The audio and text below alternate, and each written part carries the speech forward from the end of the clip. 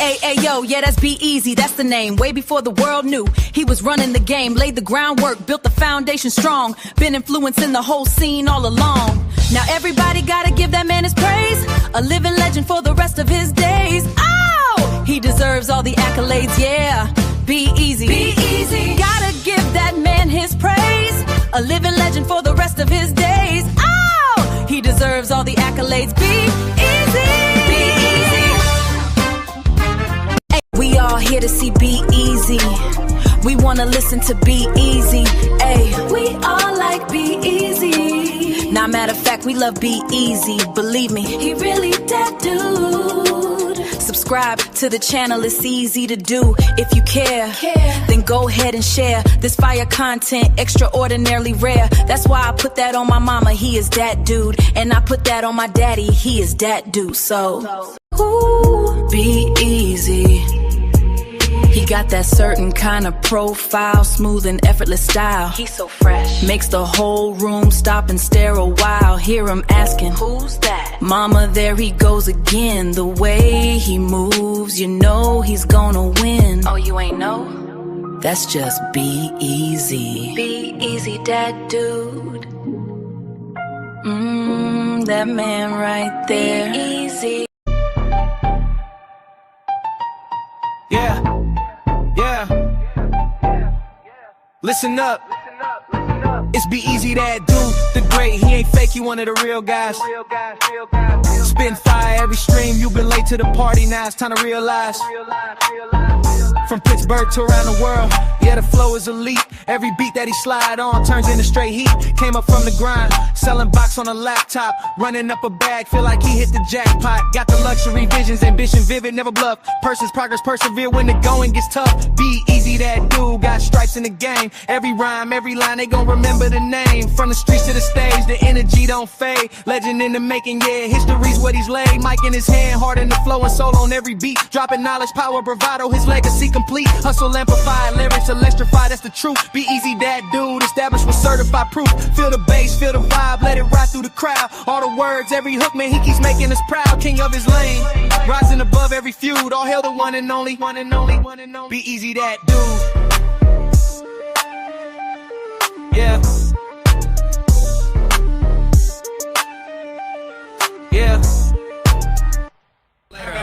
With me. I got the bag, niggas envy. You got a bunk bitch, huh? I love when the bad bitches hit me. They love when I'm bagging them 50. They love when I'm grabbing that semi. They love when I'm bagging them 50. They love when I'm grabbing that semi. I got a bad bitch with me. I got the bag, niggas envy. You got a bunk bitch, huh? I love when the bad bitches hit me. They love when I'm bagging them 50. They love when I'm grabbing that semi. They love when I'm bagging them 50. They love when I'm grabbing that semi. I might pull up on your block, whipping and hand me, gripping and send me. I'm on one cause I've been sipping some Remy. These bitches wanna chew because that pimpin' is in me. It ain't on me and I ain't never been no phony. If I can't get no money with you, then we can't be homies. Ran a few racks up, had to get it by my lonely. I didn't hit it before, now shorty wanna give me some more like Buster. Damn, that ass shake like jam, that's why I call her Smucker. She just call me daddy every single time I fuck her. Get up in that box and hit it hard, it might rupture. Now she soaking wet and then she wanted me to ass fuck her. After I eat that pussy up just like the last supper. I shown so much love now I don't feel the hate. Yo nigga rap cool but he's still a fake. I came about the mud and start dealing weight. Now I'm investing in stocks and real estate. My bitch gon' ride for me even if the wheels are break. I be killing shit from the wilderness like a wildebeest. If it's a play to make it, I'ma be smashing up quickly. You hit my line then I decline when I'm bagging up 50s. Easy.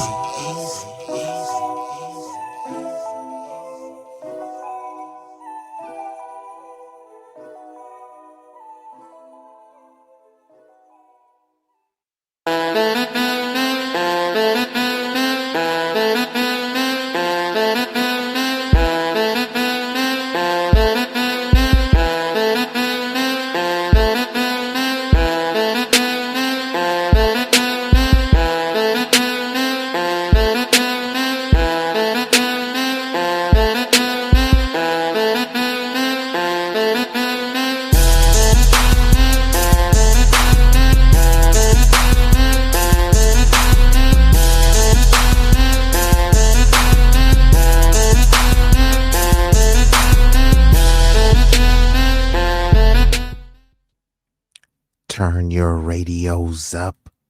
Turn your radios up. Y'all know what this is. Y'all know who this is. B-Eazy Dat Dude, an impromptu stream back with another one. This one will be a banger. Will ruffle some feathers, so it's gon' be a doozy. Don't like to keep y'all waiting, especially on a fly day, a fly night. So before we get this thing started, I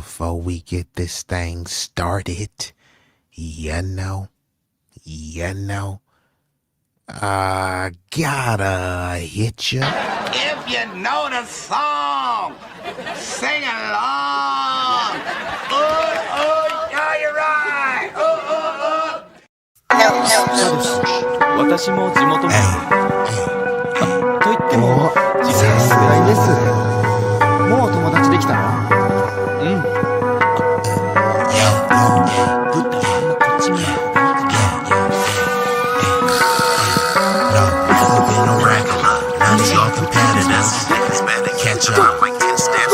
？Look, this promethazine got me leaning like a cholo in the club. I'm 20 deep.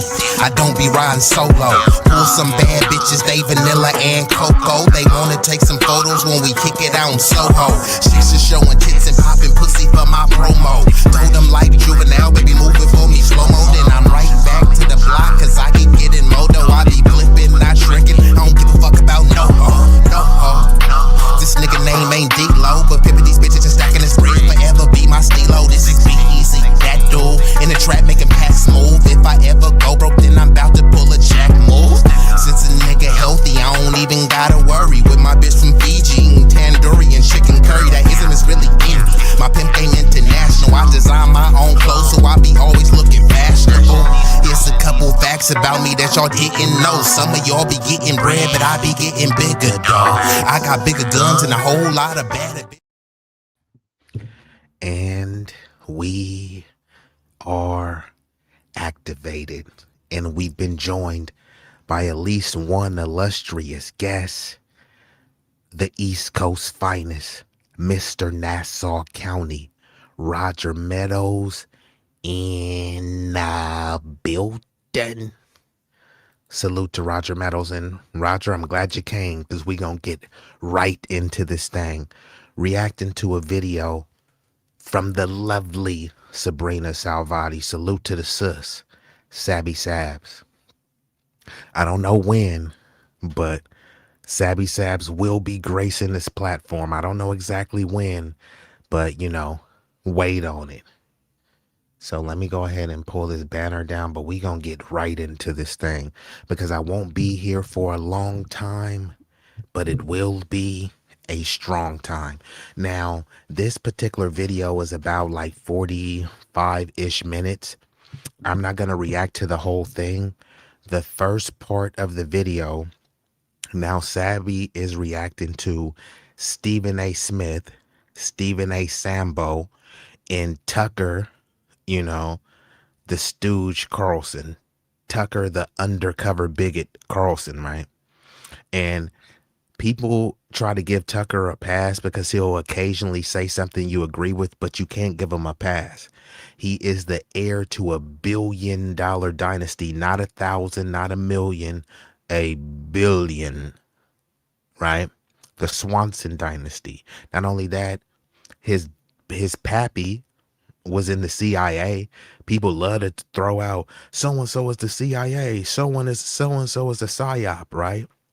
Well, Tucker Carlson's family actually was part of the CIA, and we've known all of the destructive and nefarious things that not only the CIA but other alphabet agencies have done to the Black American population specifically. Now, Stephen A. Smith, who's Caribbean, right? But, you know, he always, oh, I'm a black man. It's like, bro, you're a Caribbean dude, and there's nothing wrong with that.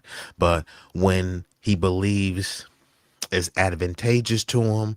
Once he wants to really wear his heart on his sleeve, his culture on his sleeve, he'll lean into his West Indian Caribbean heritage. But when he wants to talk to the black community, then he becomes blackety black. It's like, no, bruh, just, you're a Caribbean tap dancer. Let's just call it what it is. So I'm setting this up. Sabby will react, and I'll pause and get my reaction too. So, if y'all in the chat, announce yourself, and this one, will be an engaging one.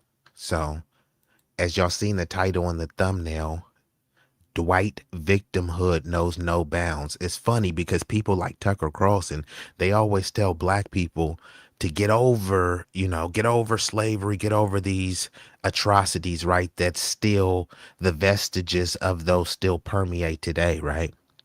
And then here you have Tucker Carlson, when his community is in charge of anything notable, all of the infrastructure that you can speak of, his community is in charge of. And then he's going to go on a whiny tirade. White people were victims. It's like, okay, cool. If they were victims, who is victimizing them? Right? And then they try to frame some random gang banging thug in Chicago harmed some Lily W person. Okay, that's not the reason that you can't afford a home. They took our jibs, right? The old people they took our jibs. Okay, that's not because of George Floyd and BLM. You over here saying the great replacement theory, right? And we're being replaced by immigrants. Okay, who is doing that? You said that the blacks were too low IQ, too stupid, and have no infrastructural power to replace and displace you. So who would that be who has the power, the IQ, and the infrastructure to do that? Is people in his own community. And then rather than blame his community, rather blame his race or ethnicity, he starts to blame, it's the Democrats. Okay, fine. Let's just say it was the Democrats. What is the predominant race of that Democratic power structure? See, people don't want to get into that. When they talk about it's the Crips, it's the Bloods, that they don't focus on Crips and Bloods. They talk about the black people who happen to be a Crip, the black person who happened to be a Blood. Well, if you saying that the Democrats are so bad, then tell me what race of those Democrats are so bad. And you know why they don't want to say nothing? Because when you start looking at the Democratic power structure and all of the people that they want to wag their fingers at, Chuck Schumer. What race is Chuck Schumer? What race is Jerry Nadler? What race is Nancy Pelosi? And look on the other side. What race is JD Vance? What race is Mitch McConnell? Just saying. 74% of Congress is white. 74%.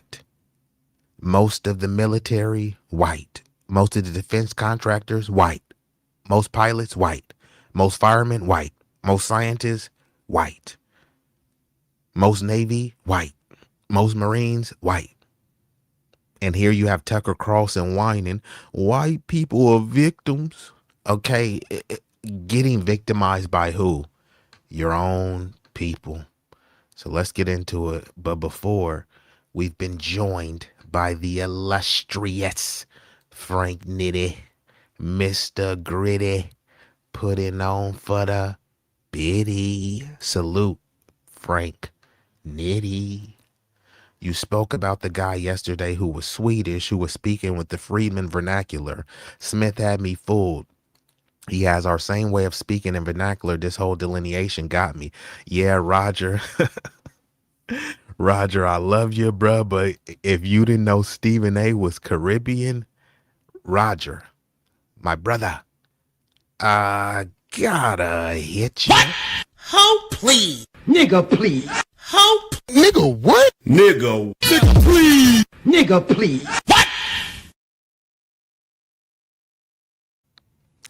Yeah, so, and this is the whole concept of tethering. And you're not a tether just because you have a different lineage or a foreign background. If you have, all a tether is a Sambo, a raccoon that's not of the lineage.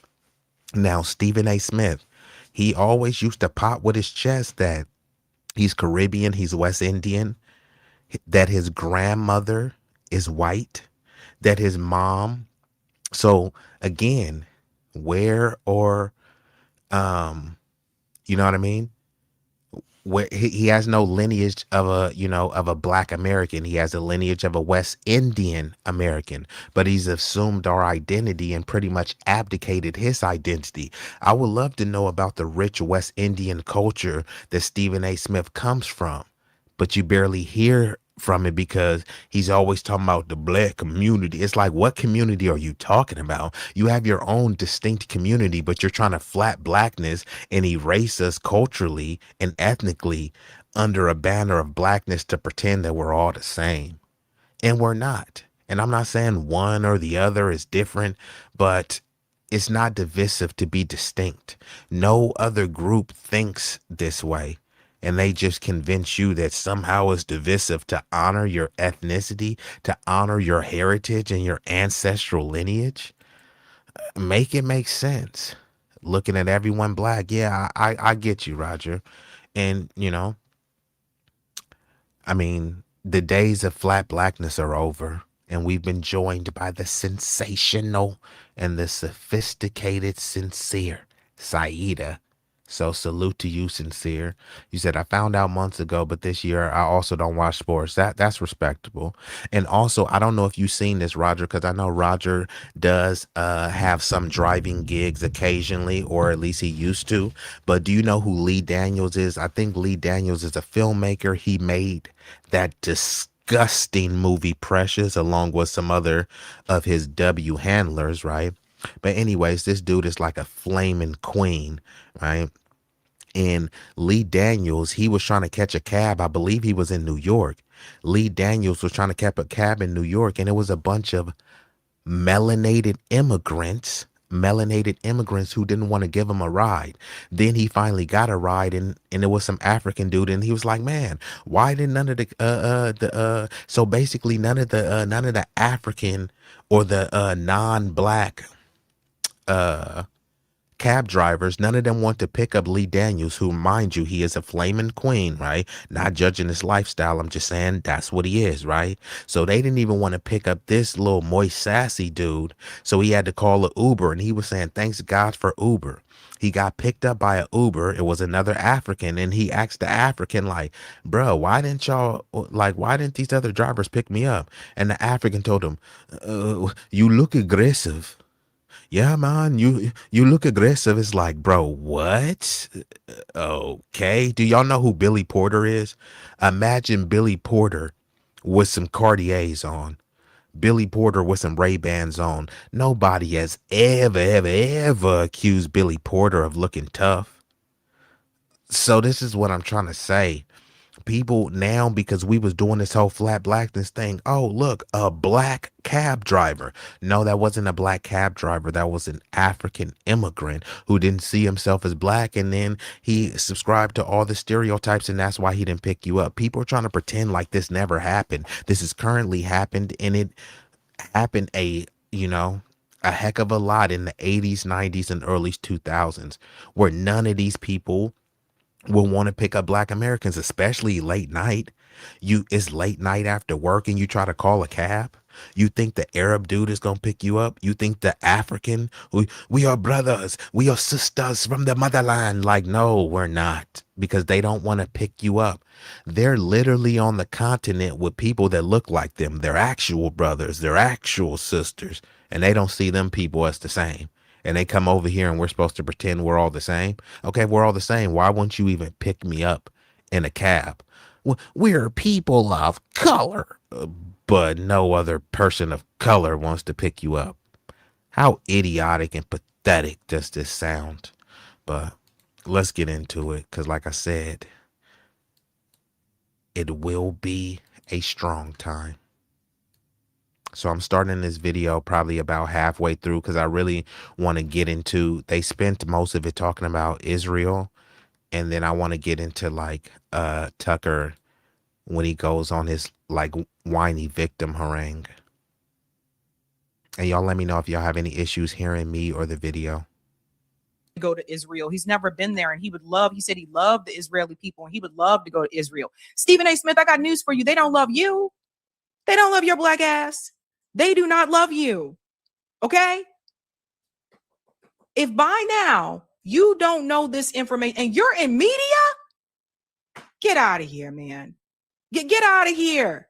Let's move to the next part. Because Stephen frustrates me quite some bit because he's trying to play dumb. Like I said, he knows who his boss is. Let's get to this part here. The part where Tucker Carlson talks about his vision.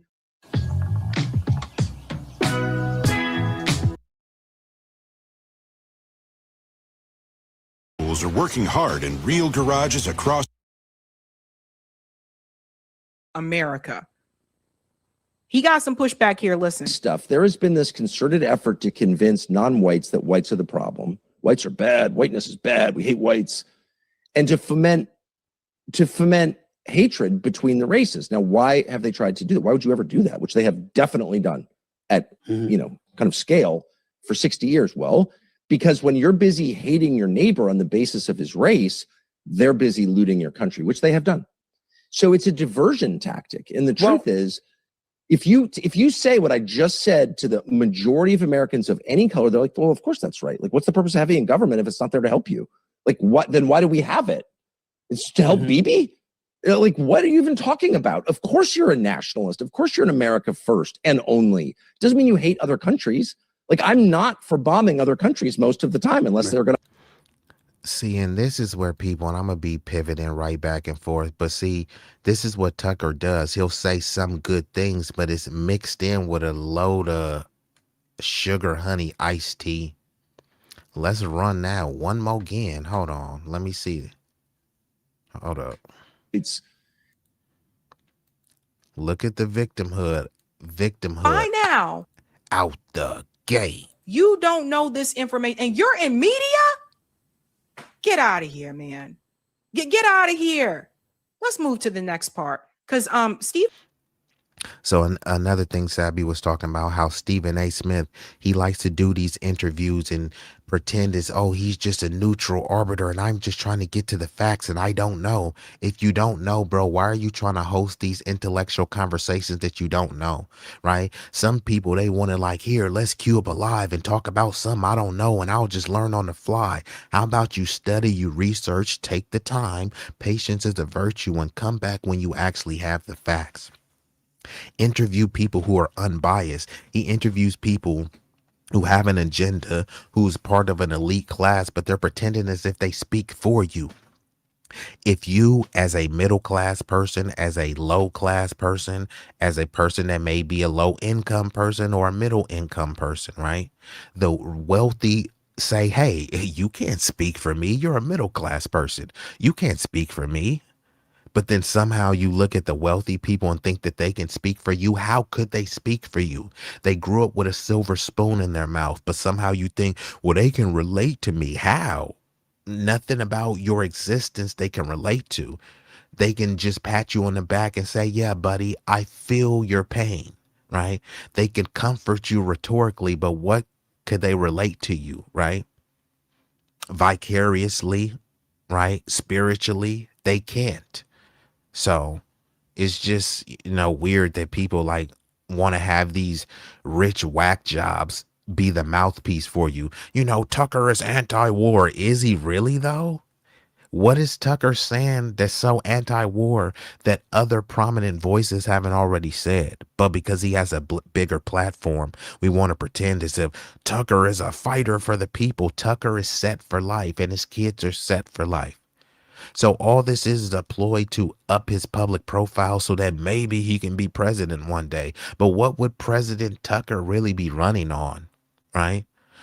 He's running on America first, but start asking Tucker about universal health care and all this other stuff. He waffles, right? He'll speak rhetorically as if it sounds good, but like he doesn't support it. And if he does support it, why didn't he support it on Fox News when he had the bully pulpit of media, right? Now he's supposed to be an independent journalist. Does he talk about universal health care? Does he talk about anything that's going to enrich the America First people. All he talks about is Israel is bad. Okay, Israel is bad because the people of Tucker's community, who are Americans, are allowing Israel to run amok. And this is what Tucker won't do. Instead, he'll try to blame. It's the Democrats. Who's in charge of the Democrats? What race? Because if we were talking about the Crips, they wouldn't stop there. It's the Crips. Okay, who in the Crips is doing what? And then they'll get specifics. It's the blacks. It's Tyrone. It's Jamal. It's Man. They get very specific when we're talking about gangs. What's the difference between a Republican? What is a more dangerous blue gang? The Crips or the Democrats? The Democrats have a lot more money. They have infrastructural power, right? They can get you offed and they can get away with it legally, right? So if you want to compare gang to gang, it's not even a contest. Crips are not as powerful as the Democrats, but you're looking at the Crips. It's like, oh my God, be afraid of the Crips. You haven't even seen a Crip. You don't even live in a neighborhood where Crips congregate. And if you have seen a Crip, it's what I call a cosmetic Crip. Someone that looks like a Crip and is, a fashionable Crip. Some people would call a studio gangster. But those Democrats, they're not studio gangsters, right? These people are warmongering wackos, right?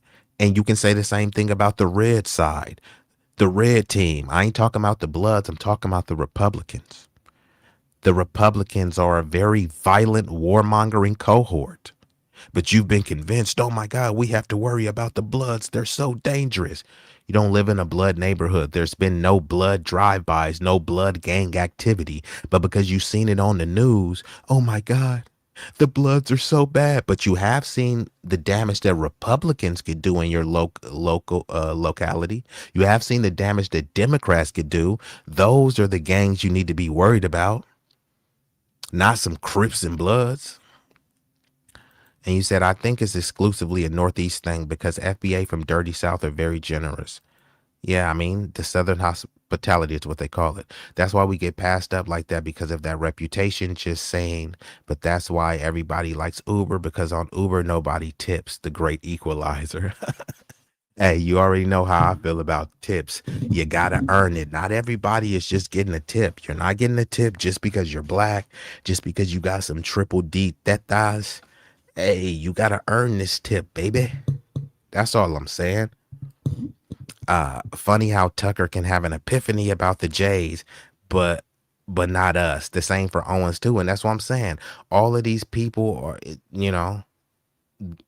they're con artists, right? But let's run that back and see like the victimhood of Tucker. Even frustrate me quite some bit because he's trying to play dumb. Like I said, he knows who his boss is. Let's get to this part here. The part where Tucker Carlson talks about his vision for America. He got some pushback here. Listen.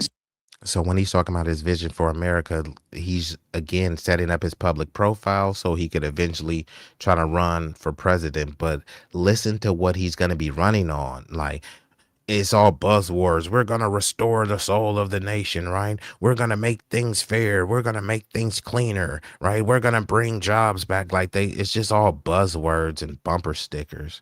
But let's hear what he has to say. There has been this concerted effort to convince non-whites that whites are the problem.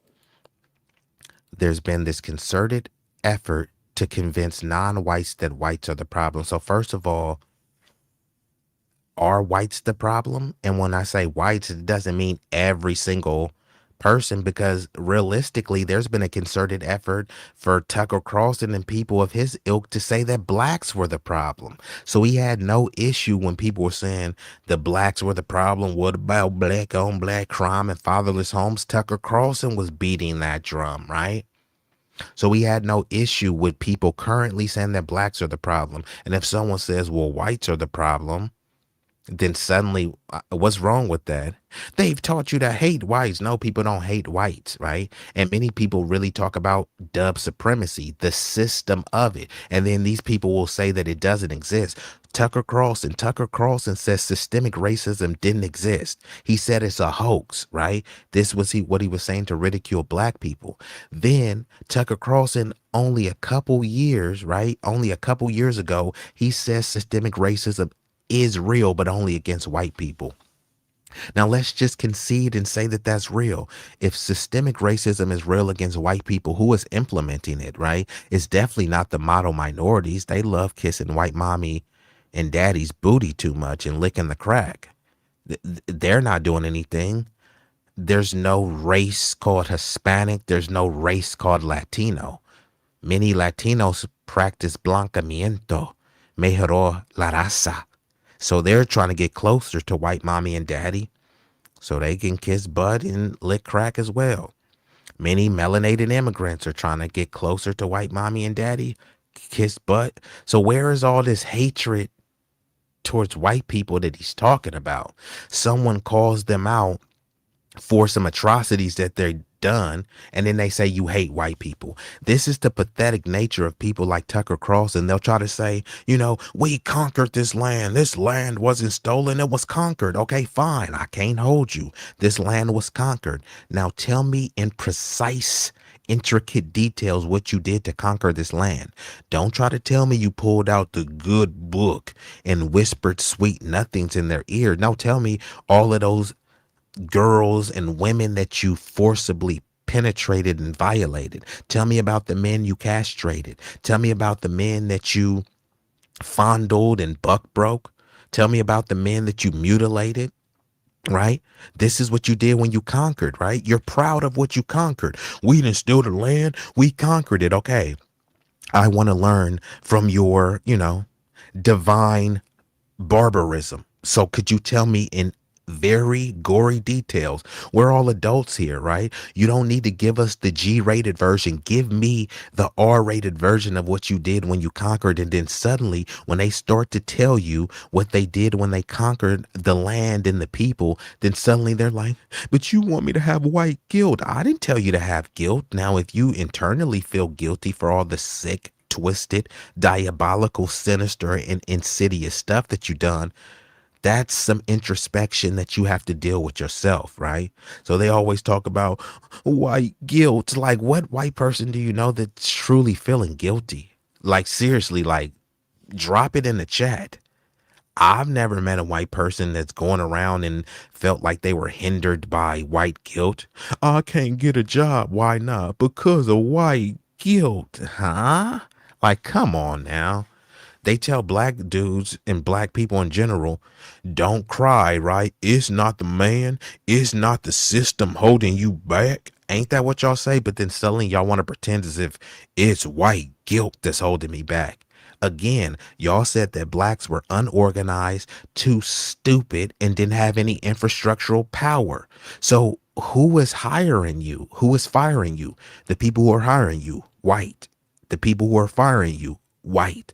The reason why, the laws that you hate are getting passed is because Congress is majority white. If Congress is 74% white. If you owned a company and you had 74% ownership of the company and the company tanked and someone blamed you, why are you blaming me? I only own 74% of the company. People be like, do you hear yourself? Your racial demographic controls 74% of Congress. And then when people blame not every white person, but this cohort, this contingent of white people who are pulling the levers of power, then suddenly you hate white people. No, I hate this cruel and unjust system. And it happens to be run by white people, but not all white people agree, with the heinous nature of this system. But let's get back into it though. But you hearing them out the gate, victimhood 101. Y'all hate white people. Whites are bad. Whiteness is bad. We hate whites. Whoever said whiteness is bad, literally Latinos, no Latino or Hispanic is saying whiteness is bad. Go ask Sammy Sosa if he thinks whiteness is bad. Go ask Bad Bunny if he thinks whiteness is bad. Go ask Cameron Diaz or Jennifer Lopez if they think whiteness is bad. So again, who the hell is Tucker talking about? And then people be like, yeah, stick it, Tucker. Like, what is he saying? He's not cooking. He's whining and babbling incoherently, right? And then if there was someone saying whiteness is bad, it was other white people. So he's saying, oh, they've convinced non-white people to be mad at white people. Who is the they? Again, it's his community, but he won't call out his community in explicit terms, right? When they want to talk about crime, they explicitly say black owned, black crime, right? Black fatherless homes, black culture, right? When they want to get real specific. Now, when he's talking about this particular mythical community, he's just saying they did this and they said that. And who is they? He doesn't want to say who the they is, because the they is the people that look just like him, the Lily W's, right? He never wants to call out whites. He doesn't call out white on white crime. He'll say it was the Democrats, it was the leftists. Yeah, but what race there's no race called Democrat and there's no race called leftist. So what is the race of the people you're talking about? And 9 times out of 10, it's always white. But rather than saying that, he's just going to talk about the Democrats, the leftists, the libs. It's rather pathetic. And to foment hatred between the races. Now, why have they tried to do that? Why would you ever do that? Which they have definitely done at, Why have they tried to do it? Which they have definitely done. Who was the they? And then he'll try to frame, well, it's the Jews. Well, there's no race called Jewish. So what Jewish people? And then you look and he's accusing some Ashkenazi Jews who are racially classified as white. And I know people like to push back. No, Jews are not white. Okay, if Jews are not white, when there's time for them to check a box on the census, there's no John Wick is not behind them with a gun forced to their head. 92% of American Jews identify as racially white. And that's accurate because they have European ancestry. Many come from Poland, Ukraine, Russia, right? Lithuania. So yes, since there's no race called Jewish, it's accurate for them to be identified racially as white. But what gets pathetic is that they identify racially as white. You call them white. You can't call us white, but you are. And you're legally classified as that way. Yeah, I'm legally classified as white. And yeah, I check the white box. Just don't call me white. Call me Jewish. Well, guess what? On the census, there's always been a box called other. If Jewish people are not white, why don't they check the other box and write in Jewish? People consider Jewish people to be a protected class and a chosen group of people, right? You mean to tell me this group of people, they can get billions and billions from the U.S. government, but they can't get a teeny tiny box that says Jewish? Remember, it's a race, it's an ethnicity, right? In 2030, there'll be another box. It's called MENA, Middle Eastern North African. So you mean to tell me they can get MENA on a census, but they can't get Jewish? Well, they could get Jewish. The thing is, if you put Jewish on the census, you might as well put Muslim. You might as well put Hindu and Buddhist because, again, there's no race called Jewish. So when are we just going to stop pretending that the majority of Jews in America identify as racially white and no one is forcing them to do that? But yeah, I mean, keep separating them, whatever makes you feel better.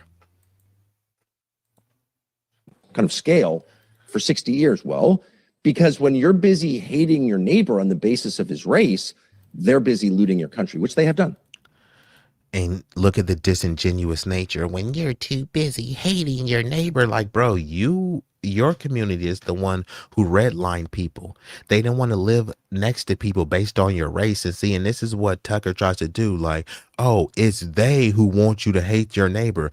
No, there was no one putting a battery in white people's back saying that NIMBY not in my backyard. I don't want to live next to the nigs, right? That wasn't Bibi Netanyahu who did that. There was no, it wasn't the Jews who did that, right? There was no Jewish person that forced white people to white flight and redlining. So again, he's like, well, they're pitting us against each other. They're making you hate your neighbor. Like, what neighbor are you talking about? All of your neighbors are white. You don't hate your neighbors, right? Even if it's a neighborhood of Republicans and Democrats, if they're white, they don't hate each other. Now, if it's a neighborhood of some whites and some blacks, they may hate the neighbor, they may hate the black person, not because he's a Democrat or a Republican, based on his skin tone. And Tucker is trying to act like, no, this doesn't exist. They are trying to foment hate, but he never reiterates who the they is, because he knows that the they are people that look just like him. This is the victimhood of it all. He's whining about something that his community created. They're trying to foment hate. Yeah, your community is doing that. So it's a diversion tactic. And the truth is, if you say what I just said to the majority of Americans of any color, they're like, well, of course that's right. Like, what's the purpose of having a government if it's not there to help you? Like, what? Then why do we have it?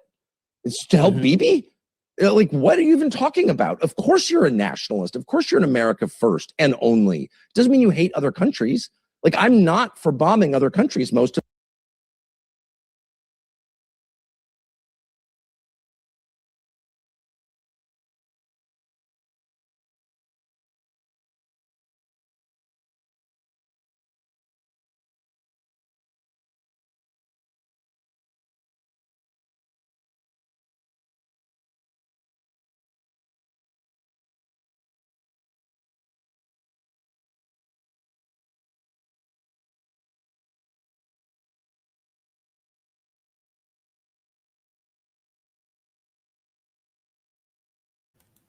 Damn, my bad. I was cooking, y'all. But thank you for letting me know that, Roger. But essentially what I was saying was, man, I gotta try to pick that up because I was cooking. Could you hear me now, Roger? You said he's a bot. You're talking about Tucker Carlson, or who you talking about? Shout out to Mike Mack Chicago. That's one heck of a name. You said you gonna jump on in a minute? Okay.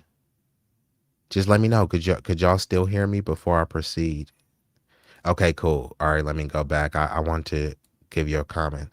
You said he's talking about Democrat politicians. Letitia James pointed to her 2018 remark complaining about political figures who are male, pale, and stale while encouraging women to run for office. But still, it's his community who propped her up, right? When all you got to do is follow the money. And when you follow the money, it's people mainly in his community who's funding Letitia James. So again, all they do is put a melanated figurehead to be like, hey, look at what the black community thinks, right? Letitia James doesn't speak for the entire black community. No one person does. Now, if you start hearing a collective, pulse of a particular sentiment, then you know that that's a grassroots sentiment, i.e.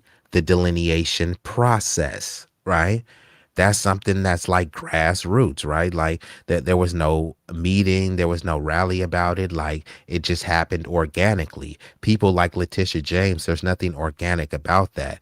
These people were selected, they are elected, but they were selected to be elected, and oftentimes they rig the election in their favor because they know that these people are puppets. And who are the puppet masters? It's people in Tucker's community. Instead, he's talking about, y'all blaming white people. Well, who is funding all this stuff? See, when you ask them, whose country is this? Well, this is a white Christian nation. Okay, so if this is a white Christian nation and the whites are in charge and things go to sugar honey iced tea and someone blames the whites, why are you blaming the whites? Because you guys are in charge. Remember, you conquered this land. You're a heritage American, so who else am I supposed to blame, right?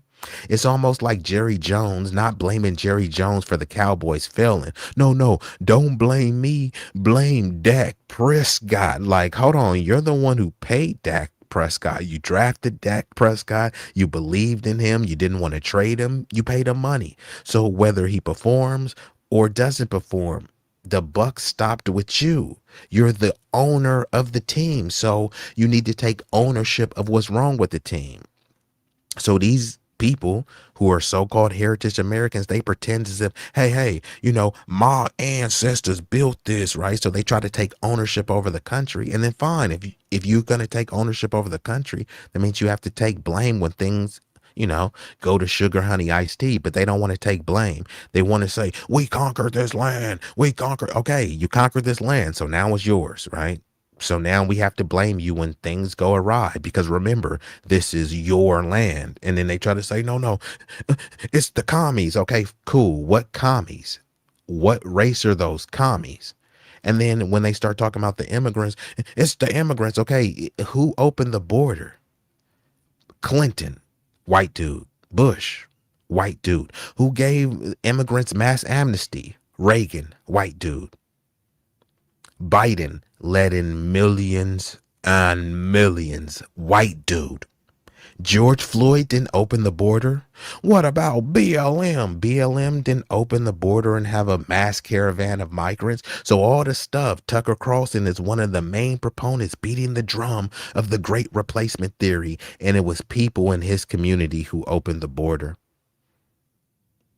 And then they still, what about black on black crime? Black on black crime is not what caused your neighborhood to be displaced by immigrants. You had your head in the sand because you were worried about some crusty, musty, dusty nigga from Oakland and St. Louis that did a drive-by, did a crime, and got locked up. He was held accountable. He got locked up. They're getting sweat equity out of him. This dude is in the fire camp. This dude is making license plates, right? He's being held accountable. Meanwhile, who's holding Tucker's community accountable for all of these wars? We've already spent over $100 billion in Iran. How much infrastructure could you build? They talking about all this black on black crime. How many dilapidated neighborhoods could they have cleaned up for $100 billion? So I don't want to hear about the crime because y'all letting this crime go on. Y'all want the crime to go on. So you have something to complain about. Well, I say, hey, YNs run amok and give them something to complain about. We have solutions to get these YNs off the street. It's like, no, that'll cost too much. And then they terrorize the city and then they say, it costs too much. Well, it would have been cheaper to keep them out of prison. In California, did you know the taxpayer is on the hook? $80K per prisoner. Now think about this.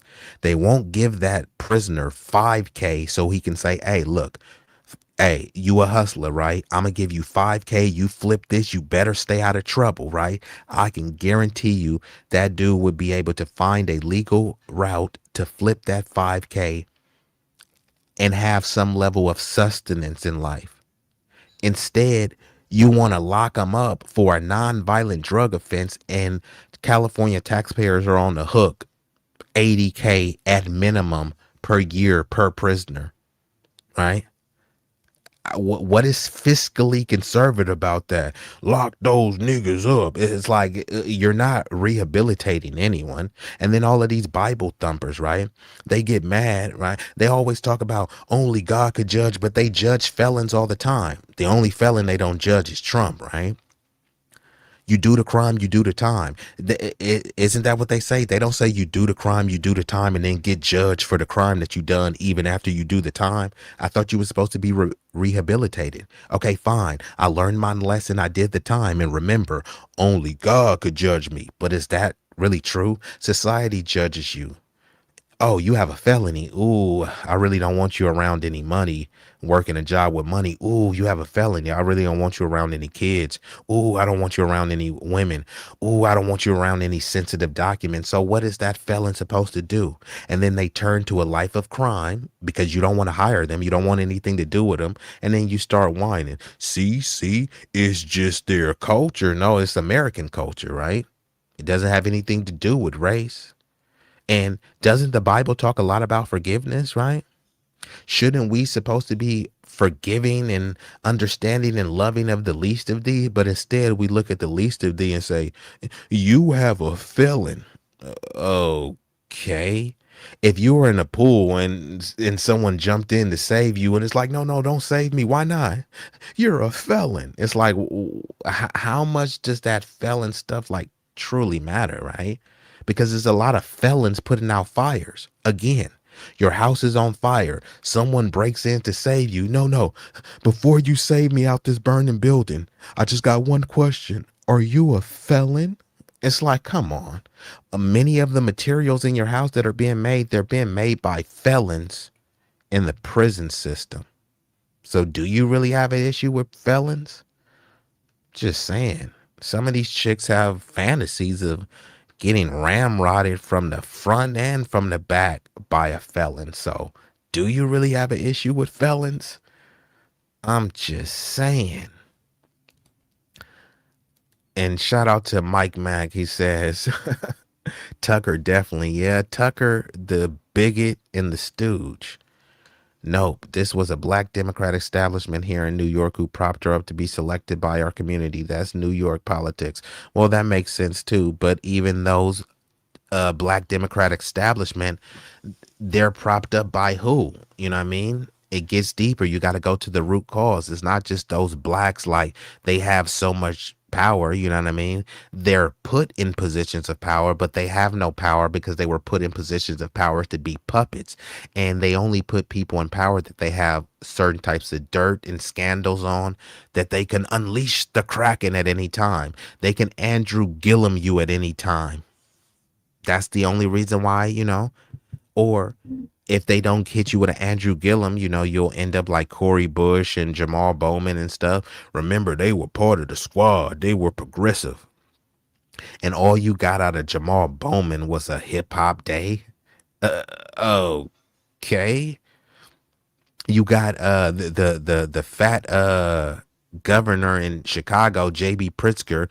They just recently said, you know what, this day is going to be Emmett Till Day. Like, they didn't do anything when his mother was alive. They didn't do anything when that lion, I believe her name was Carolyn Bryan, when that lion cuckoo Karen lied on our young brother. They didn't do anything. And they said, hey, black community, we love y'all. We want you to vote blue no matter who. So we gonna give you a Emmett Till Day. Nobody was asking for that. No, seriously, like, shout out to Emmett Till. What happened to him was disgusting. It shows you the historical atrocities and degeneracy within people in Tucker's community. But no, we don't need any more symbolic or rhetorical gestures. Nobody was asking for a George Floyd statue. Nobody was asking for an Emmett Till Day. We're asking for reparations. We're asking for a anti-black hate crime bill. We're asking for direct investment into the communities. Worker co-ops, grants, tax-free status. I mean, there's multiple things that you can do. And salute to Frank Nitty. I appreciate you. And you said some scandalous ninja in LA didn't make gas go up. And this is what I'm trying to say. They always talk about black on black crime. Okay, fine. You want to talk about black on black crime. And then, bam, abracadabra, you wave a magic wand and there's no black on black crime. And guess what? You still can't afford a home. Your family, your kids can't afford a home. You can't afford to put your kids to college, right? Is that because of George Floyd and BLM? Remember, black on black crime doesn't exist anymore, and you still can't afford a home. The interest rates are through the roof. So who are you going to blame? And remember, who's in charge? It's not the blacks. Remember, you said the blacks were too stupid to be in charge. You said the blacks were too unorganized to be in charge. Okay, so we can rule out the blacks. There's no black power. There's no black crime. Matter of fact, black people are just non-existent in this new age world. That's what you want, right? So now that blacks are out the way, guess what? You still can't afford health care. You don't have health care. You can't afford dental. If you can't afford it, your kids can't afford it. Your kid got a useless degree and they've been replaced by AI. And then the lower end jobs that they want to get, why would they hire an American citizen when they can get an undocumented immigrant for less than half the price? But again, let's blame George Floyd and BLM. It's all about environment and strategic planning. It's a billion-dollar industry. Correct. This is why they always whining about crime. Literally think about this. Crime is at historical low rates. Crime in the 80s was insane. Crime in the 90s, insane. Crime in the early 2000s, insane. Would make your head spin. Now, crime, yeah, it could still be rampant in certain areas, but those are in localized and centralized areas. Crime, especially violent crime, has dropped over 50% since the 80s, right? But still every year, what about crime? What about crime? Crime every year. And then every year they get more things, more money, more guns, more police officers. And then every year they just keep whining every year. And what do they tell you? You can't throw money at the problem. You can't throw money at the problem. But instead, what do they always do with the police? Hey, throw us more money. But I thought you couldn't throw money at the problem. Police aren't solving crimes. Hey, give us more money. Police aren't stopping crime. Hey, give us more money. How? And then you give them more money, and guess what? They're still not solving crime. They get more money, and then every year they keep talking about, yeah, but crime is out of control. You give them more money. Yeah, but crime is out of control. You give them more money. Yeah, but crime. It's like, God, dog, how much money do you need? And every time, not only do they need more money, they're always whining that they fear for their life. Think about this. Many of the Dems and a lot of the Republican wackos let them do it, right? They always want to take your guns. They talk about gun control, not responsible gun ownership, right? And then they fear monger you. Oh my God, look at these neighborhoods. They're so violent, right? But then why would you want to take, why would you want to take my firearms? Why wouldn't you want these people to be able to protect themselves? This will help mitigate much of that crime that you're talking about. This will help, I will say mitigate the need for all of these cops, right? If you know there's some grandmas on the street that's packing, some sisters that's packing legally, of course. Yeah, that in itself would be a deterrent for crime. But instead, every year they're talking about how they fear for their life. So again, you're supposed to walk through a crime-ridden area and all you need is your cell phone because, man, you can call 911, right? That's all you need is your cell phone. But with them, they have dogs. They have real dogs, canine dogs. They have robot dogs. They have drones that shoot. They have drones that just record. They have AKs, M16s, rocket launchers, frag grenades. C4. They got an attack chopper. They got a tank. They got battering rams. And still, I fear for my life. You fear for your life while you're in a bulletproof vest with a bulletproof shield. You pulled up in a bulletproof tank with a robot dog. I fear for my life. If you're scared, go to church. So again, if someone joins the army and then they're in a war and they say, hey, I feared for my life in a war, people be like, hey, well, that's kind of what you signed up for in the army, right? So when people do, you sign up to be a cop and say, I risk my life. Okay, well, if you signed up to risk your life, like, why are you whining? I was scared. You were scared with a M16 in your hand? You were scared with an AR-15 in your hand? When you were hiding behind a bulletproof truck? Like, okay, like I said, maybe you're not cut out to be a cop. I mean, you can always go to church. Why give the government funding and the state funding to them when crime down to terrorize and police us? And this is why they have to keep those arrest records up to try to pretend as if crime is rampant out of control. Because the thing is, if crime continuously drops, then that means they don't need all of this overtime. They don't need all of these guns and all of these gadgets and gizmos. But the thing is, if they keep painting this black boogeyman, what about black on black crime? And they try to make it pretend like, hey, we're just over policing because we really want to protect the community. But that's not what it is. It's just, ushering in a soft nanny state. And unfortunately, all of the MAGA morons and moist maniacs, they don't see it because they like, oh, they're sticking it to the blacks, but what they do to us in the morning, they're gonna come do to you in the afternoon and double back at night. But you didn't care because you thought they were sticking it to the blacks. But I thought you didn't see color. I thought we were all human beings. Thought we were all Americans. So if they're sticking it to other Americans, why won't you stand up for us? So all the people, you're making it about race. Is like, no, actually, you're making it about race. You won't stand up for my community because of their racial makeup. So who's truly making it about race?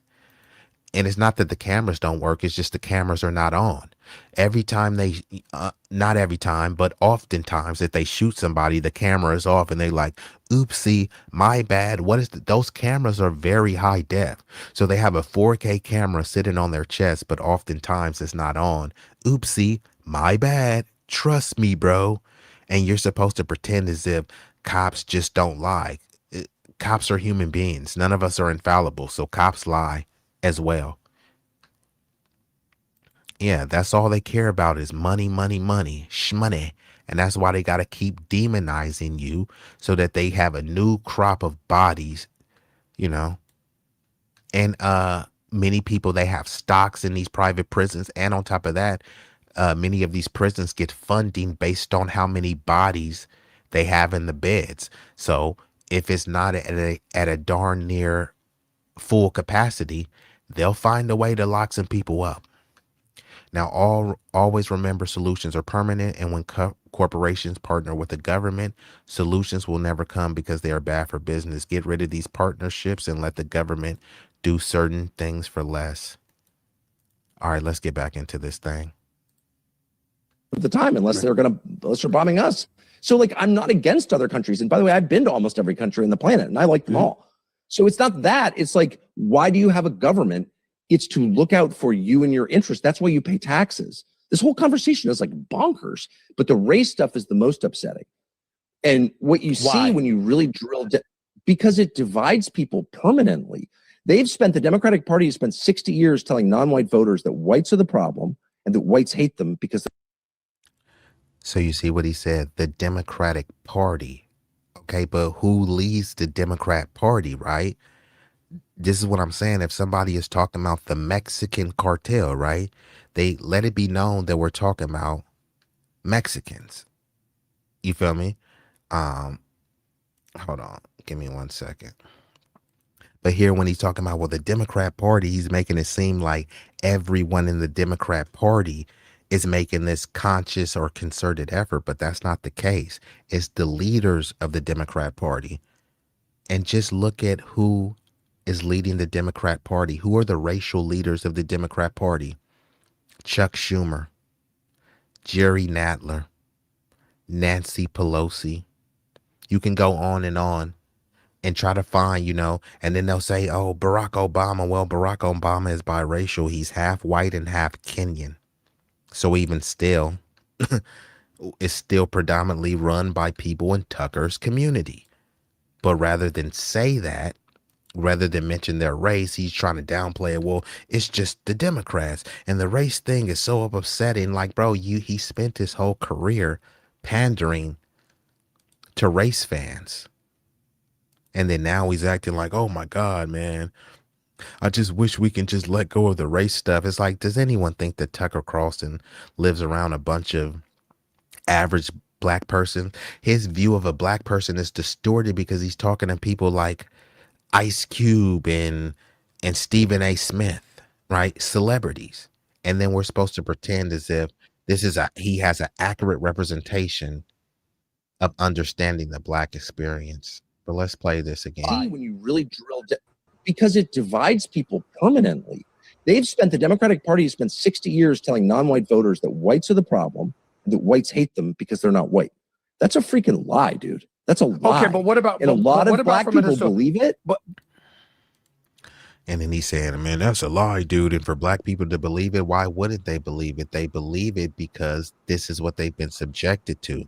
And he's getting very vehement and vociferous. Man, that's a lie, man. The Democrats are lying. It's like, come on, bro. You spent the bulk of your career pandering narratives to try to make black people inferior, to pretend as if we just have a disgusting, degenerate culture. And he always tries to pivot. Well, I have black friends and I love black people and all this stuff. And then because he tries to do this in a very calm manner, people think that, oh man, you got to let Tucker cook. Well, Tucker is a liar, right? And you can't let Tucker off the hook because this dude went to all the prestigious universities. He was born not with a silver spoon. He was born with a platinum spoon in his mouth. And you're pretending as if Tucker Carlson, were you born with a platinum spoon? You have nothing in common with Tucker except he occasionally parrots your talking points. But no, if you ask Tucker, hey, does someone from the middle class, does someone from low income speak for you? He's going to say, hell to the no, no, no. So how could Tucker, a rich, 100+ millionaire, how could he speak for you? You've never had $100 million and you never will. So how could you relate to Tucker? Well, he's anti-war. Is he really though? Just saying. Beware of the deceivers. And Tucker pretends like he doesn't know who Lee Atwater is and how he perfected the Southern strategy using white resentment of certain gains black people made during the civil rights era. And this is what's rather pathetic about Tucker, because we can't let him off the hook. Remember, he went to all the prestigious universities. He was born with a platinum spoon. And these are the people that love to talk about y'all got low IQ. Okay, well, you have a high IQ, right? So you should know this. So we can't let him off the hook. And this is what I'm saying. Tucker is a stooge, a bigot, and a pompous prick, to be honest. But he is a smart dude. I can't act like he's a dummy, which is why I won't let him off the hook. And Frank Nitty, is that you, really? What up, man? What's good, man?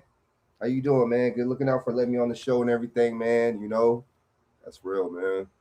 But this is very good topic, man. Very good topic. Very good subject, man. This dude, like you said, he's the heir of a Swanson family. These people have silver spoons in their mouth. And see, my thing is, don't touch on poverty because you've never been poor. White people shouldn't be talking about race relations or any of that stuff. It's just like somebody being a gang expert that's not in a gang. You know what I'm saying? I think bingo. It's like I don't want to hear from you, bro. I want to hear from the gang, man. You was on the sideline. Talk to me about the nerd stuff that you know. I'll listen to that. And this is what I'm trying to say. Because if you try to give Tucker some money advice, he gonna be like, bro, I'm 100 millionaire several times over. Like, I'm not listening to some advice from you. So isn't that the same? Like, I don't want to hear no poverty, no grassroots advice from Tucker. Nothing about him is grassroots. Yeah, exactly. And then the thing is with these people is just the most privileged people, man. And then see, like, for example, like what I peep right now? I was just peeping like with this Nolan Wells thing, right? I was just taking heed how, and then they got the governor talking about going at Ben Crump. But my thing is, for one, I don't know if whatever the whole situation is, but that's messy, right? That looks very unprofessional. That is unprofessional to come at Ben Crump talking about some kind of division. But Mississippi is one of the racist states in the country, though. So this division happened way before Ben Crump was even alive. So I don't want to hear, you know what I'm saying? It's deflection. And you notice they always say division or this some kind of division when it's a white suspect and a black person. You notice that? Or it's some kind of white and black issue. They always bring up a division or somebody, and they always try to say, they either say it's a division with us, we're making it divisive, or they either say we're making it about race. But like you was saying, man, we don't control the news, bro. We don't control the media. We don't control nothing. So who truly is making it about race, right? Exactly. It's like I said, and this is where the cowardice comes in, right? Tucker Carlson will say they're pushing this and they're pushing that. You know who runs the Democratic Party, right? He'll say the Democrats did this. Who runs the Democrats? It's people that look like Tucker Carlson. But he won't say that it's white people doing that, right? If it's a gang and it's a bunch of black people, they're not going to say, well, gangs are terrorizing the community. They're going to say blacks are terrorizing the community, right? So when the Democrats, the white Democrats are running the country into the ground, why won't you say that it's white people doing it? Because this is him still trying to play the sleight of hand and be on code. So since he's a Republican or he claims to be an independent, He gets to bash the Democrats without making a racial argument. But nah, we want specificity. We're in the information age. Fine, I concede it is the Democrats. And then you got to ask them a follow-up question. What predominant racial group is in the positions of power in the Democrats? And then they start saying, well, why do you got to make it about race? I'm not making it about race. I'm making this about truth, justice, and accuracy. So again, this isn't about race, right? Because maybe there were some white Democrats who did some nefarious stuff. They didn't do it because they're white. They just done it because they were bad people and they happened to be white and they happened to be Democrat. But let's be specific about it. They always want to be specific about everything else, right? If they say the Democrats passed the civil rights bill or the Republicans passed this bill, right? They want to get extra specific about the specific parties, right? But then they don't want to get specific about the racial makeup. 74% of Congress is white. So if something was to go down, if something was to fail, and there was a racial demographic to blame, who would be to blame? The group that's predominantly in charge. That doesn't mean that every single white person is responsible. I'm just talking about the particular people in this governing body. Facts. Like, and it's it's a goalpost shift, man, and it's always and they always talk about, see, like you were saying, we broke it down. That was good, man. Like they deflect from crime. Like crime has been down for how long now? And we're still. Why are we funding these? See that even like I was for defunding the police. I wasn't. See, a lot of people don't know defunding the police is just bankrupt them. Defunding the police is basically saying stop some of that funding. No, it what it essentially meant was just it really didn't even mean stop the funding. It just meant reallocate the funding. It just mean like let's say that the police funding, I'm gonna just throw a random number. Let's say the police funding was 1.5 mil.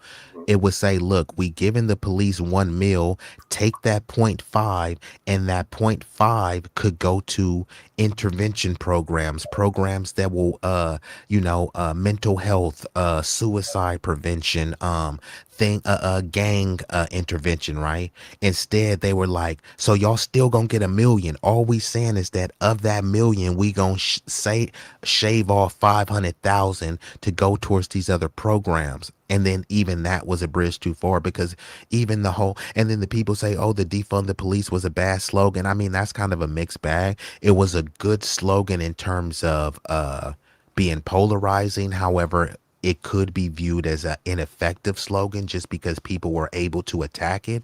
But the people didn't stand on business enough for the slogan, because a lot of people say, oh, well, because right now, if you say defund the police, that sounds like a buzzword and bumper sticker. And I know Mike Mack says restructure, but what is in this is why I use the term buzzwords and bumper stickers. Defund the police is a buzzword and a bumper sticker. But if you say restructure the police, right? Reallocate the funds for the police, reallocate the funds for the police, defund the police, defund, like which one sounds more straightforward? Now, yeah, you may want to restructure and reform the police, restructure and reform the police. People are gonna be, that's really what you want. But when people were saying restructure, no one listened. People were saying reform, no one listened. People said defund, everyone ears perked up. But it essentially means the same thing. Now, some people were talking about abolish the police entirely. Those are some of the radical people. And sometimes they try to get the most radical and try to pretend as if this fringe group represents the entire collective. But you're always going to have the super radical people, just like those Charleston people running in the streets. Jews will not replace us. Jews will not replace. Is every white going to do that? No, but that was a radical version of a particular contingent, right? So yeah, some people are going to want to abolish the police, but the majority of people were saying, nah, we know the police going to get their funding. Just restructure that funding. And, since, wording it that proper way, it just doesn't have as much oomph as defund the police, unfortunately. Right. So that defund was able to get weaponized. But I'm gonna play a little bit more of the video. We're gonna break some of it down, and then I'm gonna get up out of here. So Let me play this. But Tucker, as a black man, what about from? Let me pause for a second. So this is where we got to push back, because here's the thing. Democratic Party is they all over the place sometimes. They use it sometimes in elections and stuff like that. But this thing is this. There's a difference between saying the problem is white people and white people hate you, and the system is fucked up. Right? So the system is fucked up. The system that we have in this country is not fair. It's not equal. One of the things that Tucker Carlson mentioned was public education system. He talked about the public schools. If you're at a public school in the inner city, like it's horrible. He's right. The public schools in the inner city are horrible. And part of that is because of the fact that there's not enough for the property taxes. Property taxes go towards funding these public schools. And so the problem that you run into a lot of times in the inner city, people don't own shit. Most people are renters. So that's less funding for the school. That's the system. Let me know, Tuck. See, if I had a conversation with Tucker Carlson, I would Stephen A is pushing back. He is going to push back here. But if I had a conversation with Tucker Carlson. The thing is, Stephen A can only push back so far because Stephen A is of a Caribbean background. So he's not really entrenched in the spirit of the soil. You know what I mean? And there's various people of different backgrounds that are able to articulate the point the way it needs to be. But, since Stephen A. Sambo, he has the proclivity for tap dancing, boot licking, and butt kissing. He's not really going to push back appropriately with Tucker. He's going to let Tucker get off a bunch of lies, say the lies aggressively, and Stephen A is bowing down. No, I didn't mean it like that. I'm just asking questions. It's like, see, bro, if he's going to have these discussions, he needs to be a moderator. Set it up so that somebody else who's on code, who's of the lineage, who's not Caribbean, right? Because he's trying to speak for us. He starts bringing up the history of Jim Crow and all this stuff. It's like, bro, your people weren't even here during Jim Crow, right? Your people didn't go through the debt peonage and sharecropping and all this stuff. So now, because there's this global flat blackness, people just try to assume an identity, right? And try to pretend based on melanin that we went through this. Like, no, you didn't. And that's why when all these cats is, we did this and we did that. Who is we? Who is we? Japanese people are Asian. I'm just saying, Japanese people are Asian. Filipino people are Asian. Filipinos don't come over and say, we went through internment because we Asians was interned. No, you weren't. You're Filipino. Yeah, you're Asian, but you weren't interned. So people come over. I'm Jamaican. I'm Senegalese. And when we went through Jim Crow, it's like, bro, you came here in 2005. Like, what are you talking about? We went through Jim Crow. But, you know what I mean? Because people have accepted this flat blackness, we have to pretend like we all the same. We all the same struggle. Like, no, it's not. But let's play some more. I think I could break this down better than the way that Stephen A did. But let's go on a little bit more. Yeah, FM, exactly. Redlining, medical apartheid, exactly. All those things which I've covered on this show. So at Amazon, skills training and apprenticeships can move hourly employees into higher paying roles. How about the government treats everybody the same? That's the lesson of the civil rights movement. Let's treat everyone the same. Again, this is the whole coward thing. Like, how about we just treat everyone the same? But your community has never done that. Your community has a history of treating other people not the same. And then he was like, that's what we learned from the civil rights movement. Okay, we learned to treat everybody the same from the civil rights movement. And then they passed crime bills that didn't treat everyone the same. In 1985, after the civil rights, they dropped a bomb on in Philadelphia, 1985 move bombing, leveled a city block. This was after the civil rights movement. And here Tucker's pretending we're just supposed to be treated all the same. It's like, bro, your government that's ran by people that look like Tucker, you guys aren't in the business of treating everyone the same. And gets pathetic with people on the left, people that want to kiss Tucker's butt because he's anti-war. Like, no, he's not. Like, Tucker is a CIA silver spoon baby.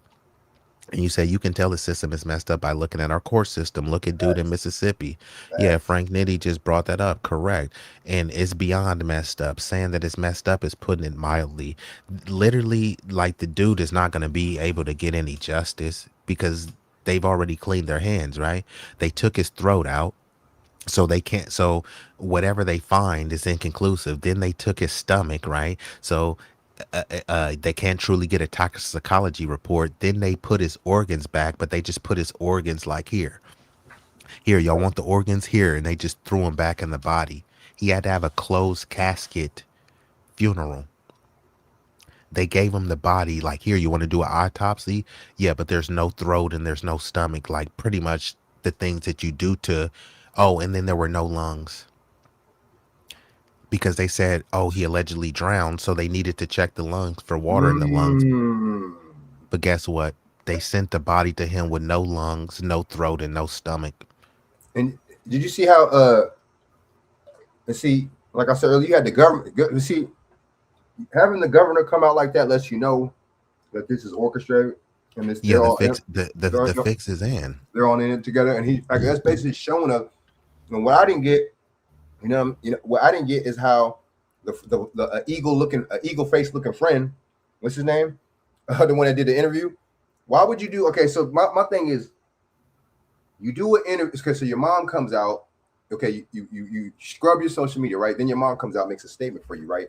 Which is weird and kind of low key like not even legal because she's a judge, and that can mess up. You know what I mean? What she has going on as a judge, but so. And then they lawyered up. Why y'all lawyering up? Why you? And then you lawyer up, but then the thing is, why is the lawyer? I mean, why is the judge's son the one doing the interview? See that? See, so she so she told you, she put you up on and the judge obviously she knows the DA and all of the sheriff and all of the power brokers in that area. Facts. So it's just like you said, the fix is in.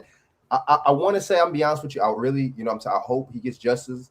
I really do, right? I'm praying, you know what I'm saying? And but at the same time, it's not looking good, right? And it's looking like now, see, it's looking bad, bro. And the crazy thing about it is the DA is the only one of Mississippi is the only one that can actually be able to pick up charge. But they talk about, but see, this is my thing, except if the Feds step in, right? But my thing is, see, and a lot of this is, you can tell a lot of this is misinformation, bro. A lot of this is not true information. They're giving us, you know what I'm saying? Because a lot of stuff on the internet is not true anyway. Let's just keep it real. You got to take a lot of stuff with a grain of salt on the internet anyway, right? But they, you know, the information they're giving out, they're like, oh, you know, a lot of this stuff is just, it just doesn't, it's just not making it's just not making no sense. You see what I'm saying? It's like, yeah, you know, even like the fact that, like I just said, you know, why would the judge's son be the one doing the interview at all? Everybody going into silence and why are you doing interviews at all, anyway, saying that this is your alleged best friend and stuff? And then not only top of that, you're not doing an interview with TMZ. You're not doing an interview with CNN or MSNBC. You're doing an interview with the known raccoon, Officer Fakem. His whole point is to prove that white people are good and black people deserve whatever happens to them. Right. And then he'll be like, Stephen A., I'm a black man, and look, I talk about black on black crime and all this other type of stuff, right? And this is what I don't like about pathetic people like Officer Tatum, right? Officer Tatum is married to a white chick, right? So he'll look, and Candace Owens does the same thing, right? Candace Owens is married to a white dude, which, hey, fine, love who you love, be with who you want to be with. Both of them have called their children mixed. But if you call their children mixed, they're going to say, that's colorism, and that's the issue with colorism in the black community. It's like, nigga, what? You didn't say, you literally went out of your way to say that your kid's not black, they're mixed. And then when you say, oh, you're right, they're not black, they're mixed, they're biracial. It's a beautiful thing, nothing wrong with that. Then it gets flipped on you. See, the black community, man, y'all just so colorist. It's like, bro, hold on. We're supposed to consider a biracial person fully black, even though white people don't even consider them half white. Facts. I mean, look at Obama. Obama is a biracial Kenyan. His dad is Kenyan, his mom is white. Where are the whites that are claiming Obama? No, he's black. It's like, is he though? You know So what? people go back and forth and try to play these games, and I'm saying this because I'm about to bring this up now. We kind of pivoting, but I'm gonna just bring this up because if you look at Nolan Wells, You about to say it? My bad. I didn't even interrupt you. You go on and say it. Be easy, because I was just about to say the same thing. But go on and say it. I already know what you want to say. You can see Nolan Wells clearly has Asiatic features and stuff, right? He's a biracial young man, but see, we consider him black. But he literally is not just black, he's black and Asian. But who is going to bat for him? Blacks only. So that's the thing. When there's a person who's black and white, blacks go to bat for him, even though they're black and white. When Obama was waving his finger, he was telling black people to protect his legacy, but he's part white. So why didn't he tell the whites to protect his legacy? Not only that, Nolan Wells is part Asian, but yet there's no cohort of Asians talking about stop Asian hate and we're the Asians. So this is going to segue right into this video, which this is like rather pathetic that people are still pretending that we have some people of color coalition and all this stuff. These people don't consider themselves a color. So why are you trying to project that onto them? Nolan Wells is part Asian, yet no Asians are speaking up for him. But let's see what she has to say. Hold on, and then we can get into it. Let me pull this down real quick. And chat, I'm gonna get to y'all. I just since this stream took a turn, I'm gonna go ahead and pull this up, and I won't be here for too much longer, but let's see what this let her cook.